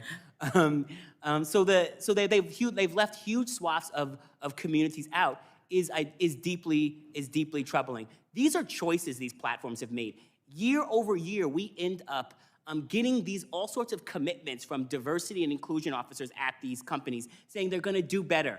We have asked them to disaggregate their data. Sometimes they'll say, oh, we're at 2% or 3% Black, and then we ask them to disaggregate, and then we'll find out that the numbers that they'll be including bus drivers and cafeteria workers who are fighting for a living wage inside of those numbers. And so the fact of the matter is these companies are making choices every single day, and they're giving lip service to diversity, lip service to inclusion, and then creating all sorts of technologies that harm us all. Thank you so very much. My time is up. Could I add a tiny sliver? It's even worse when we talk about international representation from the Global South. Facebook has built the internet for the Global South. For a majority of languages in the world, Facebook is the internet, 80 to 90% of that content in their language, and they have almost no representation from the Global South. Thank you. Thanks, Rob. Who's next? Go ahead. Recognize Mr. Mullen. I'd like to recognize Mr. Mullen now. Thank you, Madam Chair. I'm going to try to be pretty quick here. We've been talking about Section 230 and the protection that that these companies seem to hide behind, and some of the abuse. And I'm not trying to play politics here. I'm just bringing up what has happened just in the last week. And underneath Section 230, it's supposed to be the town square where you can post anything and no one's held responsible for it. And in those parameters, obviously you can't make a direct threat or a death threat at somebody, and these platforms have took it a little bit farther to show extremist views, but they're becoming political platforms, and we know this. And so this is kind of what I wanted to bring about. Miss Frederick, as you know, Google recently prohibited abortion pill reversal advertisement that was supported by pro-life organizations. Then they turned around and allowed advertisement to continue for medication-assisted abortion pills to support pro-life or pro-abortion groups. When we start talking about Section 230, was Section 230 was this what it was designed for? To limit someone's ability to voice their opinion and allow somebody to say that it is or isn't? I mean, when we have, I mean, this is what this country does. We have opposite views, and we have opposite views. We air them out. We talk about it, but completely eliminating one person's view and just putting stuff that you agree with, that doesn't fall within Section 230, does it, Ms. Frederick? Not at all. And this is why the FCC chairman, Brendan Carr, says that Section 230 right now amounts to a regulatory legal advantage for one set of political actors. And we see the disparity between what big tech companies censor coming from the right and then what they censor that maybe cleaves to a leftist narrative that they approve of. If you look at the hypocrisy, it's rampant, as we talked about, just in the national security space. Iranian officials, North Korean officials, CCP spokespeople, the Taliban. All of these people are free to say what they want on these tech companies. Usually it's a vociferous or even an obstreperous right who says, what is going on here? This hypocrisy, it can't stand. And then they maybe think about it. They maybe say this is human error and redress those issues. But that doesn't happen often, and it doesn't happen unless we talk very seriously or at least flag these issues. So this is not what Section 230 was created for. We need to realign it with Congress's original intent, but it's being abused right now. I couldn't agree with more. I agree with you more on that. So with that, I'll yield back. Thank you. Okay, who's next? Chair recognizes Ms. Craig for 5 minutes. Thank you so much, Mr. Chair, both you and to Ranking Member Latta for holding this really, really important hearing. Thank you so much for the witness testimony. We've been talking about Section 230 reform in various formats, I know, for many years, and some of the folks who've been here for more than a decade have brought that up today. And I'm glad we're finally diving into some specific pieces of legislation, whether they're perfect or not. As Mr. Steyer noted, children and young adults are living much of their lives online in a world that is created by the various tech platforms. That world is increasingly controlled by algorithms over which young people and their parents have absolutely no control. This lack of control has a real-world impact on people and families in our communities. One example is the role that, as you've talked about today, these platforms play in the sale of illegal drugs to young members in our communities. You've talked about it a lot today, but I just want to describe what I experienced a month ago, back in October. I joined community members in a small Mississippi River town called Hastings in my congressional district. And we gathered to talk about the opioid and fentanyl crisis because we've had too many young people who we've lost in that community. During that event, I listened to the story of a woman, a mother, who's now become an advocate by the name of Bridget Noring. She lost her son, Devin, in a tragic and accidental overdose after he bought a pill through a Snapchat interaction. Devin thought the pill was a common painkiller that would help him with his debilitating migraines. Instead, it was laced with fentanyl. The questions that Bridget has, they really get right to the point for all of you. How can we trust platforms to ensure the best outcomes for our society when too many young people like Devin have been lost because of those algorithms that don't account for human safety and well-being? How do we make smart, long-lasting, and constructive changes to these laws to ensure that online environments are a place where young people can learn and build community safely, not be pushed toward destructive or harmful content simply because it's the thing that is most likely to get the most clicks? I believe that the answers lie somewhere in some of the bills that are before us today, and I guess I just start with Ms. Haugen for my first question. Can you help us understand how Facebook and the other tech companies you've worked for factor the impact on children and young adults into their decision-making? And does that real-world impact and potential cause does it shape their algorithm development at all at this point?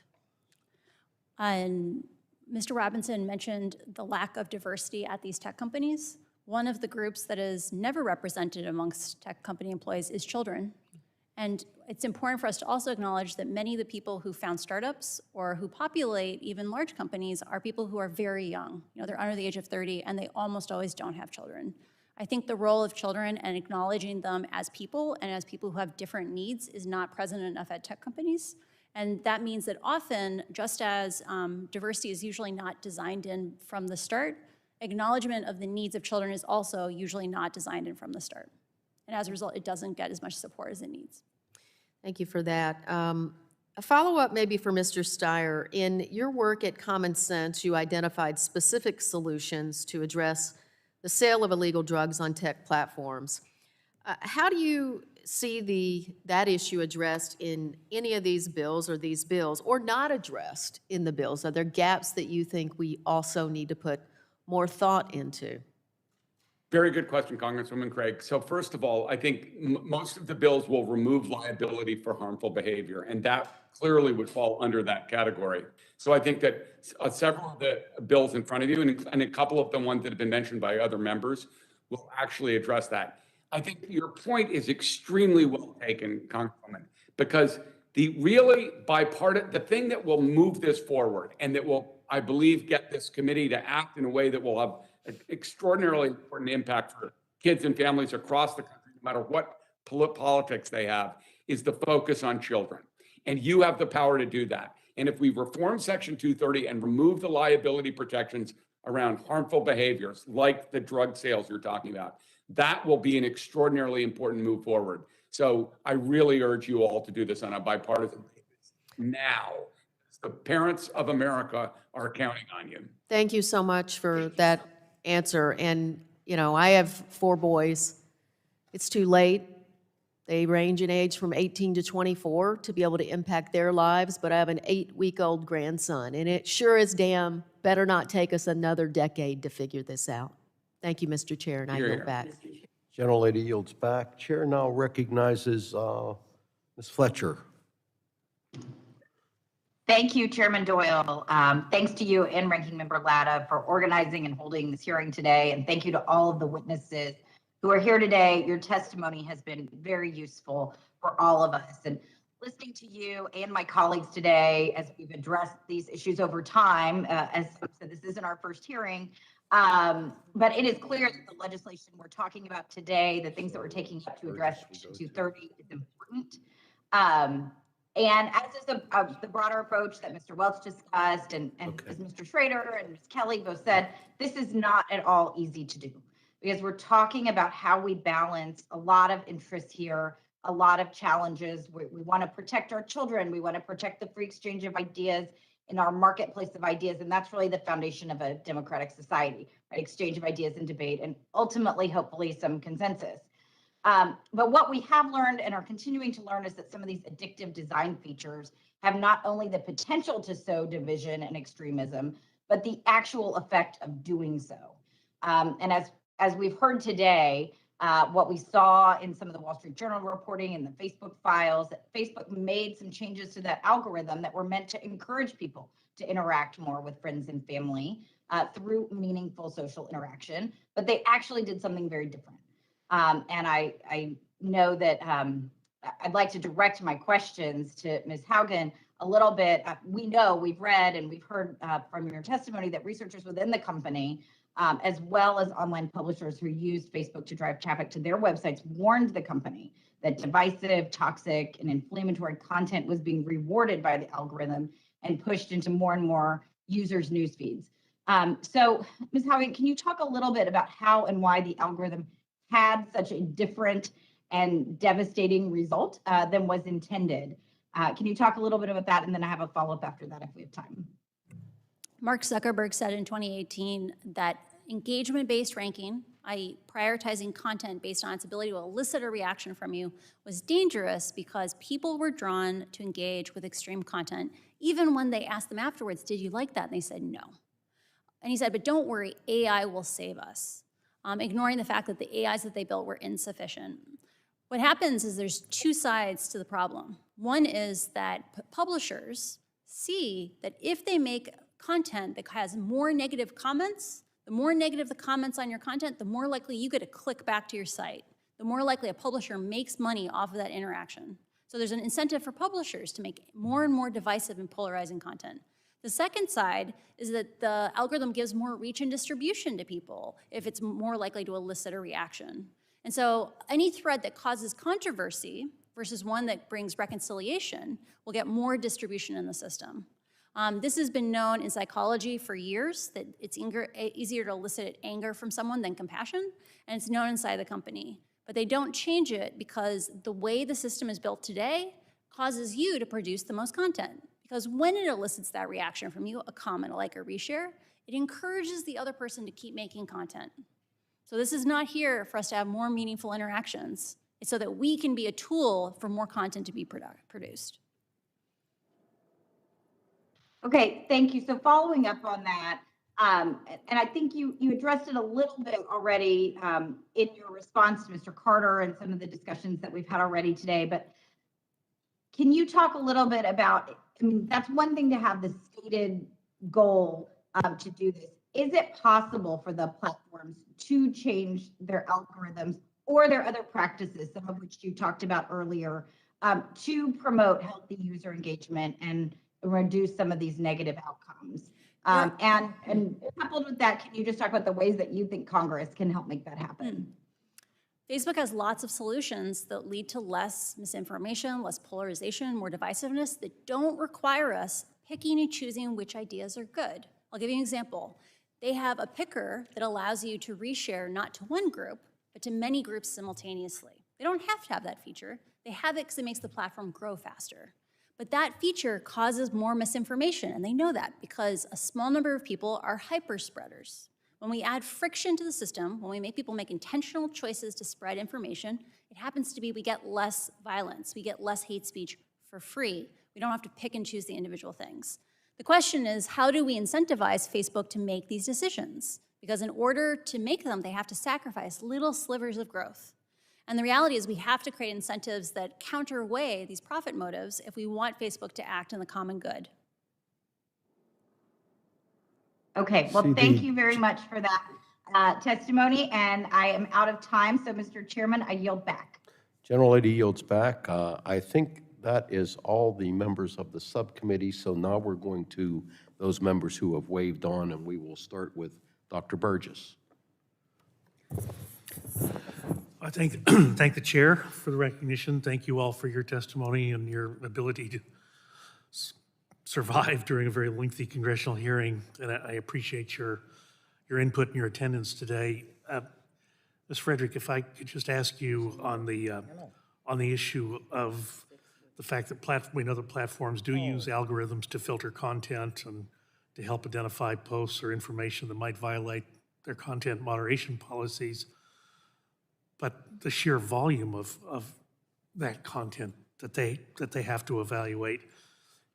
Can you give us some guidance as how Congress might incentivize fair and accurate enforcement of content moderation policies by the tech companies that have the Section 230 liability? So I think there are a couple ways to do that. As I said before, use that First Amendment as a standard to reform Section 230. And then I think that companies should implement a user-friendly appeals process to provide that prompt and meaningful recourse for users who think that they've been wrongfully targeted for their speech. So basically, give power back to the hands of the people and not the platforms itself. Let them actually use the judicial system to address those issues. And I really think we should examine discrepancies in between what these companies say they do, what they say they stand for. These are US-based companies, their terms of service, their policies, and those implementation. If there's a discrepancy, why not bring them up on breach of contract? Why not examine them as possible cases of fraud? So you have to give the people some efficacy against these platforms because, frankly, they're not afraid. They're not afraid of Congress. They're not afraid of you, especially on the right side of the aisle. They do not fear the use or the incentivization of any of these mechanisms to cause them to fix what they've been doing wrong. I have an impression that you're correct. They don't fear on this side of the dais. So, and kind of what you're talking about there is a way to increase the transparency of the algorithms that are used on those platforms So is there a way to get to the transparency without jeopardizing the proprietary business nature of the information? I think there's a difference between proprietary designs of algorithms and then reporting and details on how these algorithms affect users and impact users on the platform. So that distinction should be made. And when we're incentivizing algorithmic transparency, I do think there has to be a public availability component, and there has to be some sort of teeth. Again, we have institutions that exist for a reason. The FTC exists for a reason. There are enforcement mechanisms that already exist. We don't have to expand government power. We don't have to weaponize it, but we do need to give this some teeth. Well, let me just ask you, Ms. Haugen, do you think that transparency, that insight exists within the company, say a company like Facebook? Are they aware that this occurs? That there's not a recourse for over enforcement, or what's the exact Right, so question? the algorithms that are developed for content moderation, are they aware of the effect that that has on the end user? They're very aware that people have a very strong emotional response when their content is moderated, and they're very aware that the amount of content that has to be moderated is so high that I don't want to describe them as shortcuts, but they make many optimizations that lead potentially to inaccurate enforcement. Sure, it gets back to the sheer volume Yeah, argument. exactly. Well, let me ask you something, because when your testimony before the Senate came out, the Wall Street Journal did their series of articles on Facebook. And I heard an interview with Dr. Sanjay Gupta on CNN talking about teen suicide. Interesting comments that he had. And then he went further and said, it's far in excess in teenage girls, in adolescent girls. And apparently, if you look at the studies, that is the case. And some of it does seem to be related to screen time and usage. Is this something that is known internally within the company? Facebook has done proactive investigations. They have things called proactive incident responses. So these are things where they hear a rumor and they go check for it. They know that you can follow very neutral interests like healthy eating, and just by clicking on the content provided, be led to anorexia content. Like that's what the algorithms do. They lead to amplification. They know that children sometimes self-soothe, that as they get more depressed, as they get more anxious, they consume more and more and more content. And when the content itself is the driving factor on the problem, that leads to tragedy. And Facebook is aware of all those things. You know, one of the things that strikes me, and I'm a physician in my former life, to be able to have that information available to caregivers so that they're aware of the clues or cues that should be sought. You know, we're all trained to ask about whether someone is depressed, whether someone is worried about hurting themselves or someone else. But here it seems so specific. And it seems like the information that the company could make available to doctors, nurses, caregivers in general, it seems like that should be something that is just done. But I get the impression that it's not. I've been told by governmental officials in other countries that they have asked Facebook things like, how many children are overexposed to self-harm content? And Facebook says, we don't track what content is self-harm content, so we don't know. Yeah. I think Facebook has some willful ignorance with regard to the harms against children, where they have intentionally not investigated or invested resources in understanding these problems because they are afraid that they would have to do something if they could concretely know what was going on. Yeah, gentleman's time has expired. Mr. Chairman, if I may, it seems like we have an obligation to inform the provider community that this is important and this is something that should be actively sought when taking a history with a patient. Thank you. I'll yield back. Chair recognizes Ms. Schakowsky for 5 minutes. Thank you, Mr. Chairman, and thank you for allowing to wave on to this really extraordinary hearing. And I want to thank all of the panelists. This has been so important. And I would especially like to thank the testimony of Ms. Haugen, and thank you for your courage and your strength in testifying today and really clarifying for the committee and for the public the incredible harms that can be created online. So yesterday, I introduced a bill called the FTC Whistleblower Act. with my colleague, Representative Trahan. And this legislation would protect whistleblowers that provide information to the Federal Trade Commission's Federal Trade Commission from retaliation from their brave and courageous activities by disclosing the kinds of things that we think need to be disclosed. So here's my question for you. Why is it, and can you explain to us why you brought your evidence to the Securities and Exchange Commission, how that decision got made? My lawyers advised me that by disclosing to the SEC, I would receive federal whistleblower protections. I think it's extremely important for us to expand those protections, both to private companies, because if I had been at TikTok, I would not have been eligible for those protections. So in your view, are whistleblowers who want to expose wrongdoing or help to defend consumers by reporting to the Federal Trade Commission protected under that law? Was the question, are they protected under FTC? Or that they should be? Well, yeah, my question is under what you did would not protect them. Oh, yeah. If they went to the, if they were revealing something from the Federal Trade Commission. I think this is an issue that both the right and the left can get behind. Like when the right worries about over-enforcement, that's a thing that we should be able to know about if it's happening inside companies. Or on the left, if we want to have Democrat control of these institutions, no one but the employees at these platforms knows what's going on except the employees. So we need to have whistleblower protections in more parts of the government. And I strongly encourage having protections for former employees also, because that clarity in the law is vitally important. So then you do believe that establishing some sort of legal protection against retaliation and, whistleblower protections at the Federal Trade Commission would be important. But I hear you also saying that the fact that it is like agency by agency, that we don't have any kind of umbrella protection for consumer whistleblowers is a problem as you see it. It's a huge, huge problem. We are living in a time when technology is accelerating. Technology is always, governance has always lagged behind technology. And as technology gets faster and faster and more opaque, it becomes more and more important for us to have systemic protections for whistleblowers if we want to remain with the government in control of these things. Technology needs to live in democracy's house. Thank you.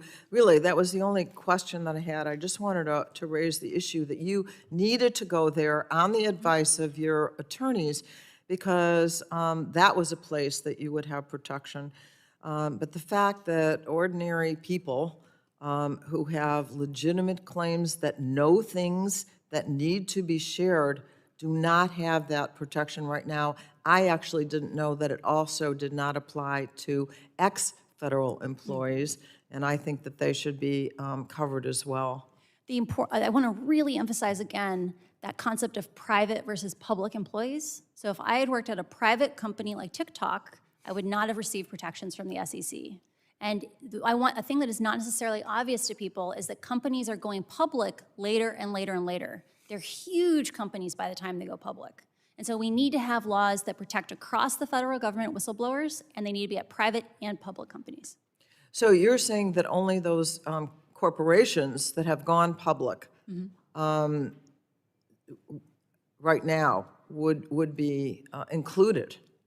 My understanding, I'm not a lawyer, my Okay. understanding is if I had been at a private company, I would not have gotten SEC protections because the whistleblower protection program at the SEC only covers public employees. Gentlelady's time has expired. Thank you. I yield back. Chair now recognizes Mr. Pence for 5 minutes. Thank you, Chairman Doyle and Ranking Member Latta, for allowing me to join today, and thank the witnesses for their testimony and answering the questions. While I'm encouraged that this hearing represents a positive step towards reforming Section 230, I hope we can create bipartisan bills for consideration.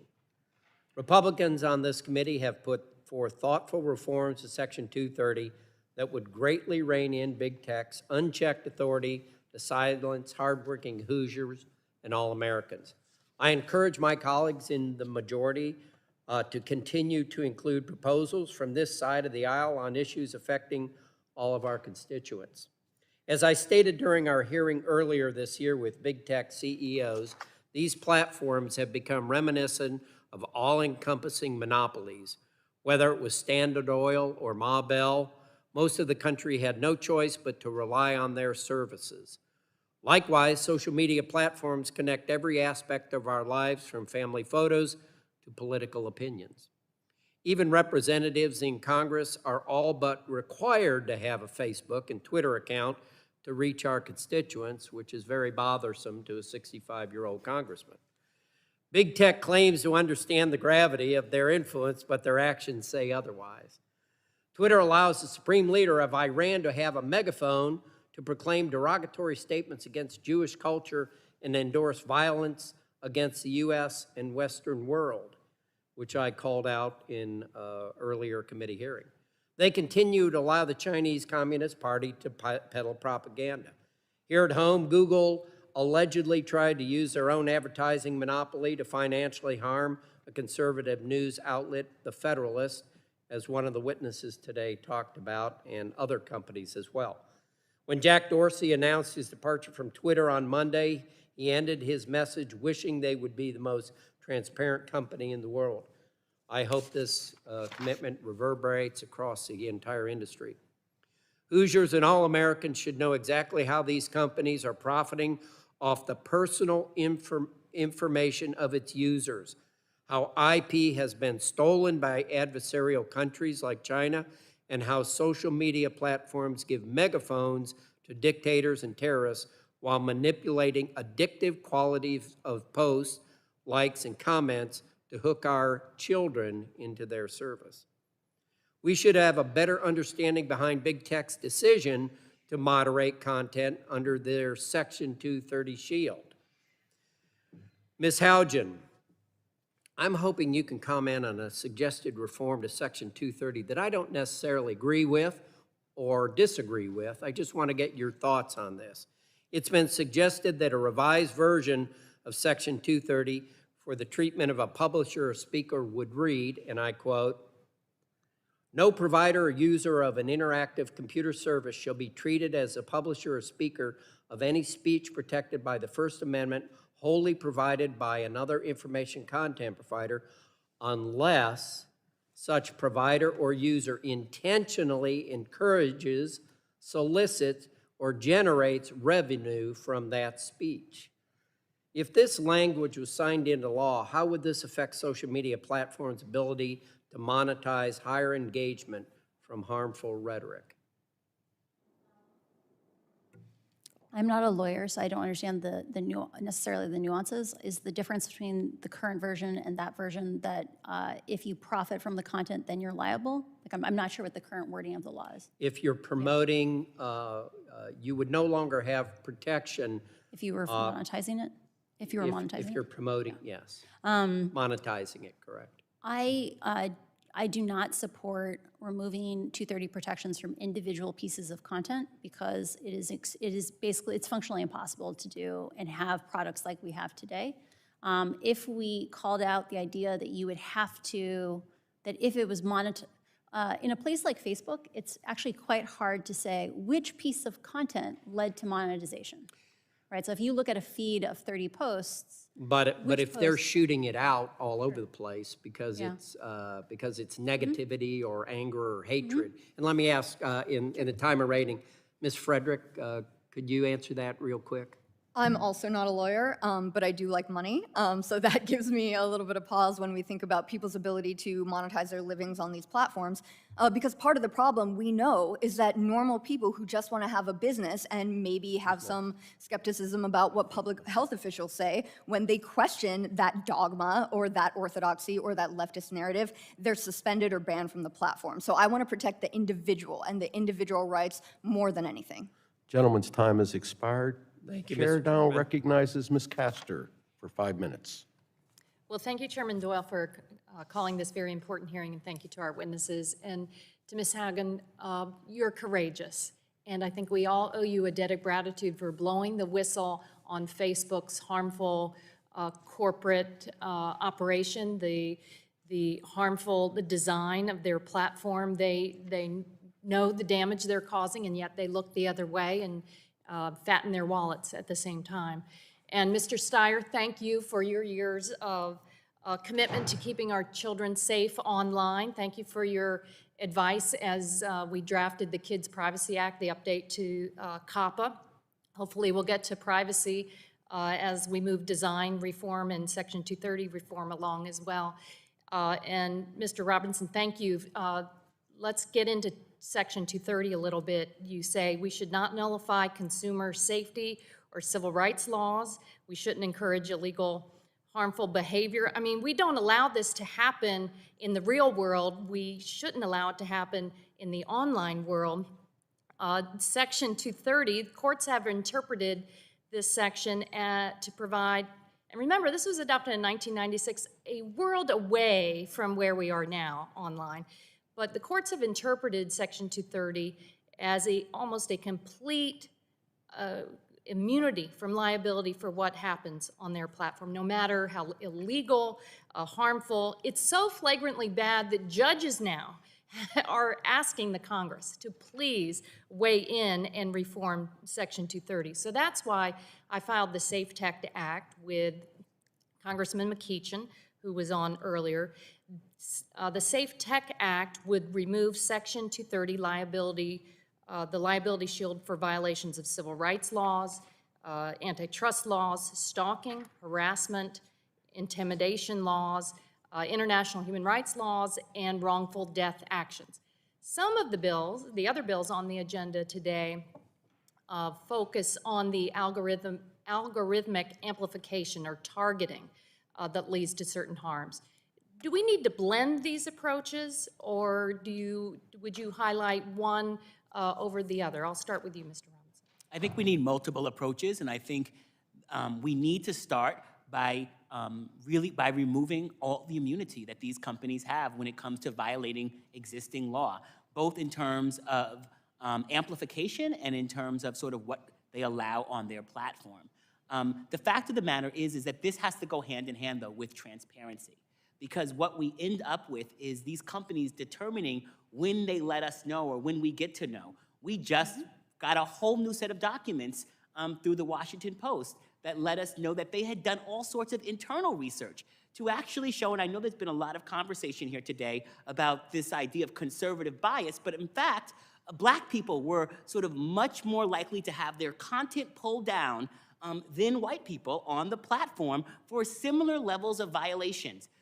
Time and time again, this was Facebook's own internal research. They got the research, then they squashed that research. So we end up with these conversations about this idea of conservative bias when their own research tells them something different, and then they refuse to do anything about it because they have immunity. So you think that blended approach, Blended. Ms. Haugen, what's your view? I agree that we need multiple approaches. Just removing immunity will not be sufficient. We need to have ways of being able to get information out of these companies, because one of the things that is lacking for Facebook, that is not lacking for any similarly powerful industry, is because they've hid the data, they've hid the knowledge. You can't get a master's degree in the things that drive Facebook right now or any of the other social media companies. You have to learn it inside the company, is that we lack public muscle to approach these problems, to develop our own solutions. And until we have something more systematic, we will not be able to hold these companies accountable. Mr. Steyer? Mr. Steyer had to leave early. I'm sorry, I should have made that announcement. We thank him for being on the panel, but he's not with us anymore. Ms. Frederick, do you want to weigh in on the design and the algorithmic amplification in Section 230 reform? What's your view? So Section 230 reform generally, I think, again, it starts with that First Amendment standard, and then you allow people to have recourse in courts, and then you let companies, or you make sure that companies report their content moderation methodology, their practices, to some sort of mechanism like the FTC with that public availability component, and then you add algorithmic transparency into that as well. So it's the public availability component that I think helps give people power back when it comes to them standing up against these companies and their concentrations of power. Thank you all Gentlelady's very much. time I has yield back. expired. Let's see, Mr. Crenshaw, you're recognized for 5 minutes. Thank you, Mr. Chairman. Thank you, everyone, for being here. Ms. Haugen, I'd like to start with you, please. You were a lead product manager at the Civic Misinformation Department at Facebook, or Civic Integrity, as it's sometimes called. I want you to help us understand what standards are used to decide what is misinformation and what isn't. And I know that could be an hour-long answer, if we could do a short one. So just for clarification, people have sometimes said that my team took down, I think, the Hunter Biden story. There are 2 teams at Facebook, or more than 2 teams, that deal with misinformation. So the main misinformation team, which was under Community Integrity, uses third-party fact-checkers, which are independent journalists who identify they're allowed to make any choice they want to within the queue of stories, and then they write their own journalism, and that is how things are decided to be true or false. My team worked on... Do you guys see any problem with outsourcing the fact-checking to people who really don't check facts, but instead check opinions? I mean, I'm a victim of that many times by these so-called journalists who are so-called fact-checkers. Is there any concern about that at Facebook? It is a very complicated and nuanced issue.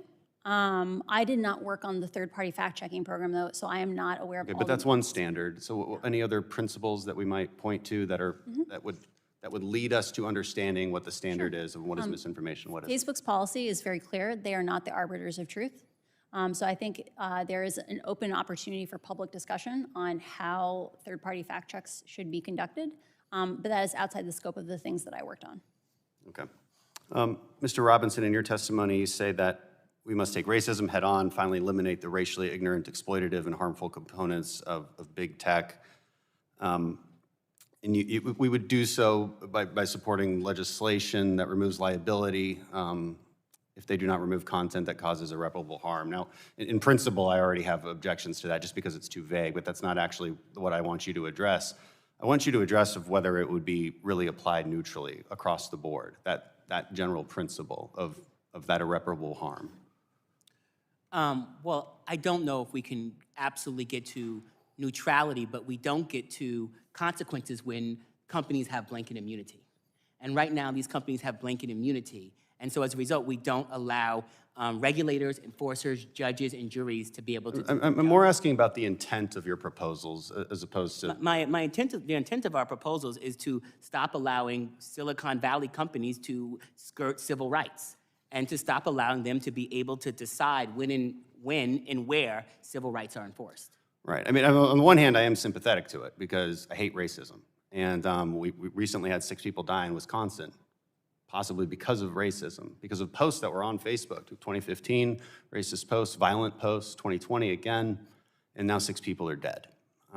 Would these proposals address that as well? The proposals would remove the profit and growth incentive over safety, integrity, and security. And so it places a set of consequences on these platforms and then gets us to a place where there's actually consequences. Right now, there are not consequences. They can come here and lie to you about transparency. They can come here and lie to you what they're doing to keep these companies safe, and you all have no recourse. I understand. This has been happening for years. I understand. Thank you, Mr. Robinson. I appreciate your answers, and I just want to say a few things. One of the concerns we have is that it seems the advocates of censorship or content management or whatever we want to call it, they tend to want to censor in only one direction. They don't want to be neutral in their application of community standards. Second, brings to light this fundamental question: whose fault is it that human beings are horrible to one another?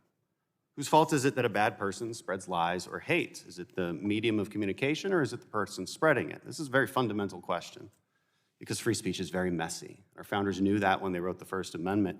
It can result in all sorts of chaos and pain and hurt feelings because the human race is indeed what it is. But let's be clear, that's a heck of a lot better than the alternative. This independent oversight committee being discussed with an elite, unaccountable few regulating what we see and what we don't. I don't want us to go down that path. And I want to be clear about something else. Republicans and Democrats do not agree on this issue. I've observed a clever strategy by the media and some of my colleagues implying that we all agree, that we're all moving in the right direction towards the same thing. We're all mad at big tech.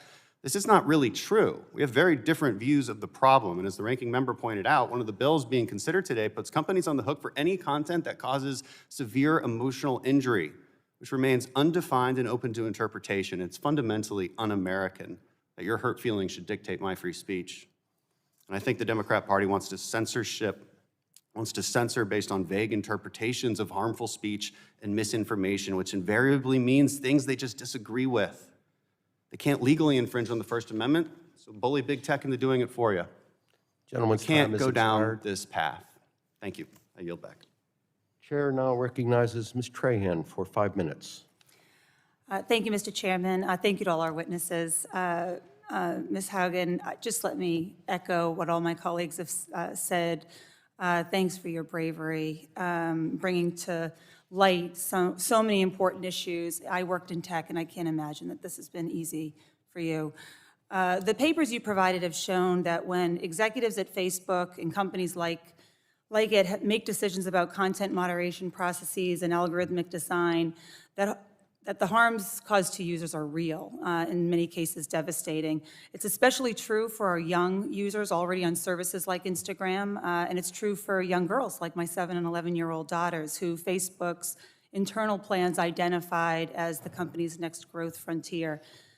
The fact that these companies view our children as expendable in their pursuit of profitability shows just how flawed the status quo is. Yet while these company-run ads pleading for updated internet regulations, everyone on this panel is aware that the goal of their multi-million-dollar lobbying efforts is the exact opposite.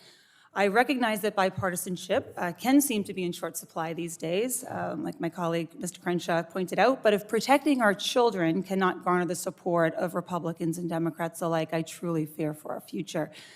There are a number of pieces of legislation either introduced already or currently in the works that all of us should be able to get behind, especially when it comes to requiring transparency.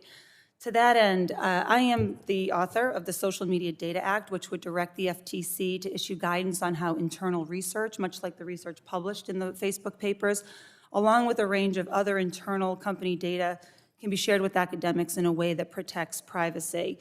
That way, we can be informed by independent analysis of the full extent of harm that users like our children face when they open an app like Instagram. So, in your experience, Ms. Haugen, what types of internal studies are already regularly performed?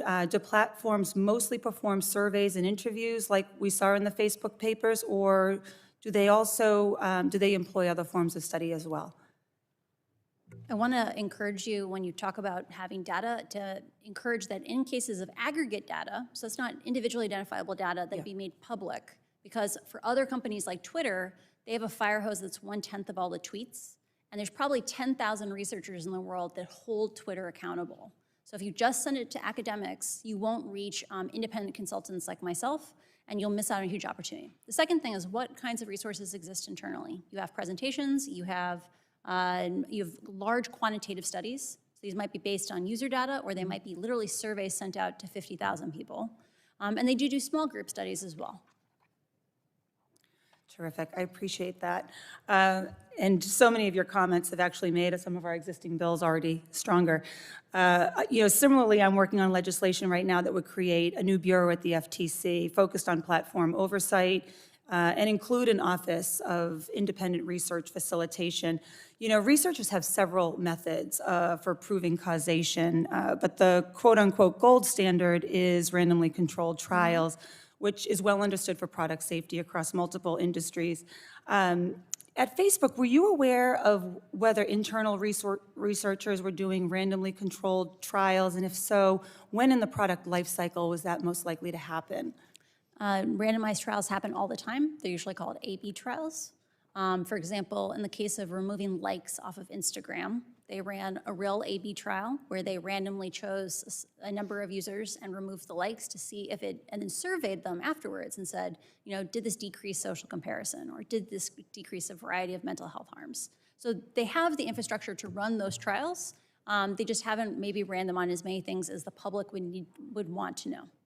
So what do you think is the likelihood in the future of platforms regularly collaborating with independent researchers, using institutional review boards and ethical best practices to design and run controlled trials? Unless you legally mandate it, you will not get those. You just won't get them. Like, researchers have begged and begged and begged for very basic data.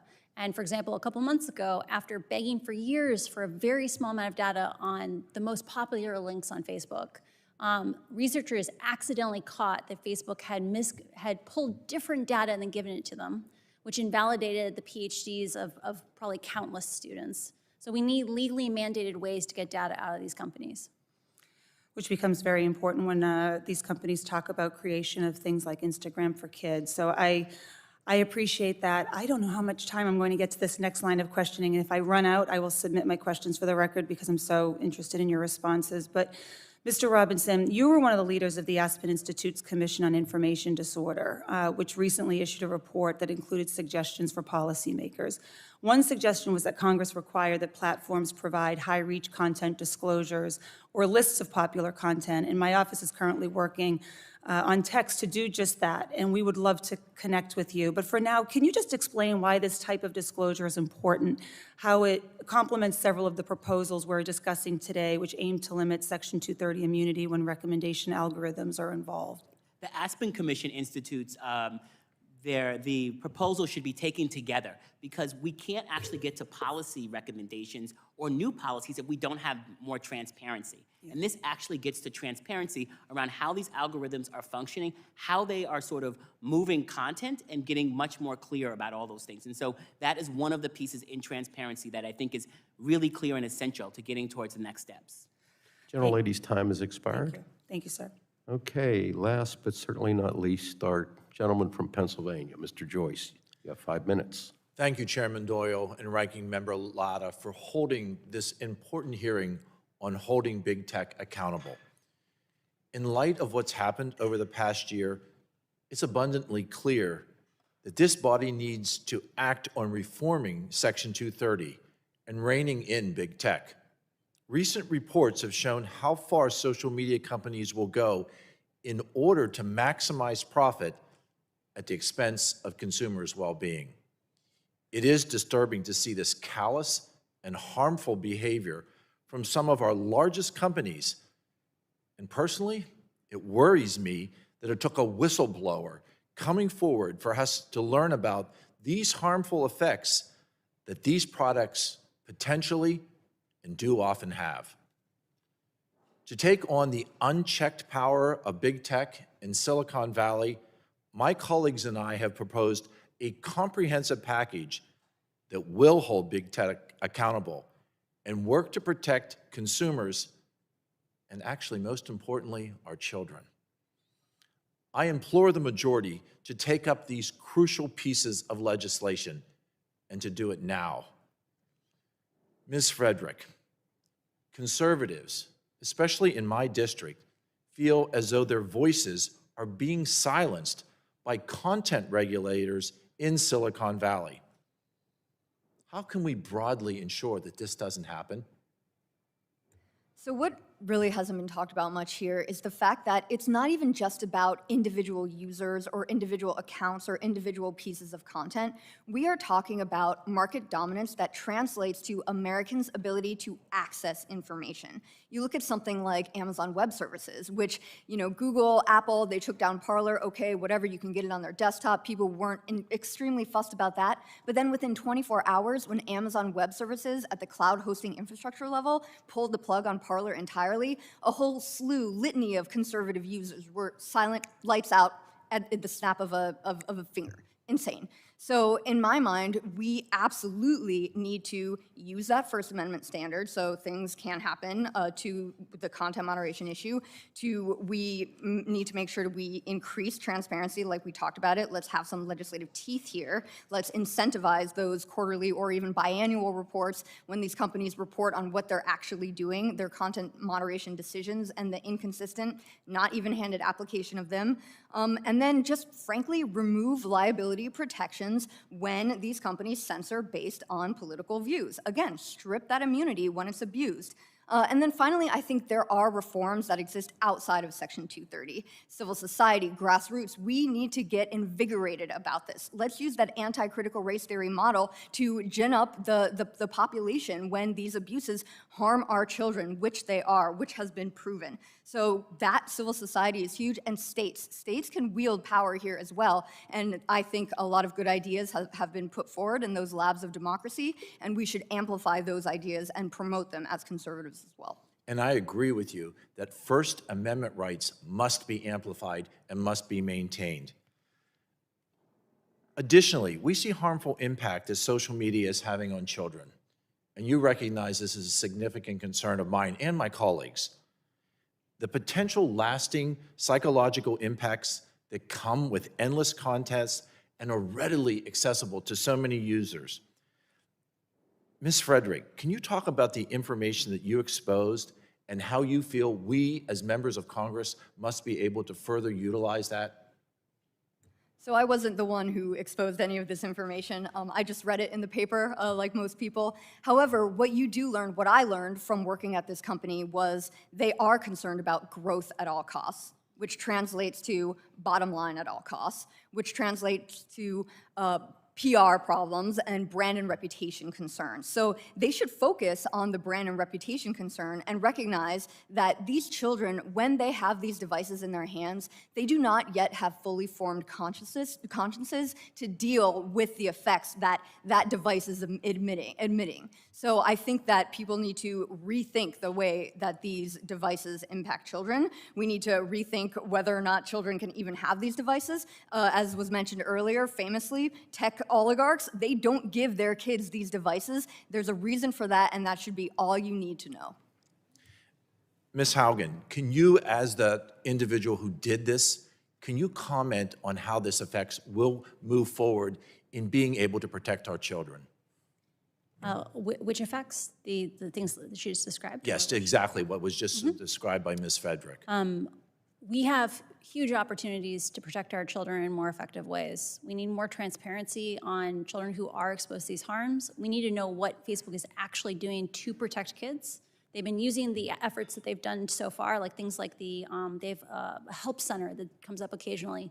They've promoted that as if it's a huge intervention, but only hundreds of kids see it per day. So we need transparency. We need like a parent board that can weigh in on these decisions. And we need to have independent academic researchers have enough access that we can know what the effects are on our kids. Until we have those things, we're not going to be able to protect children adequately. Gentleman's time has My expired. time has expired. Thank you, Mr. Chair. So this concludes the witness testimony and questions for our first panel.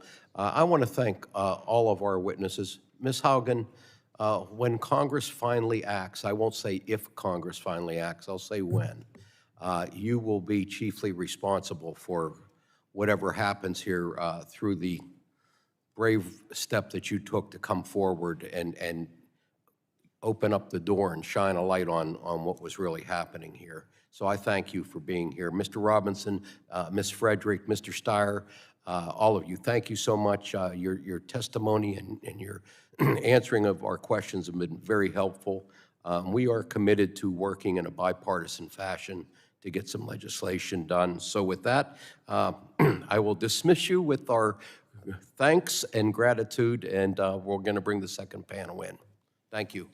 Thank you for having us.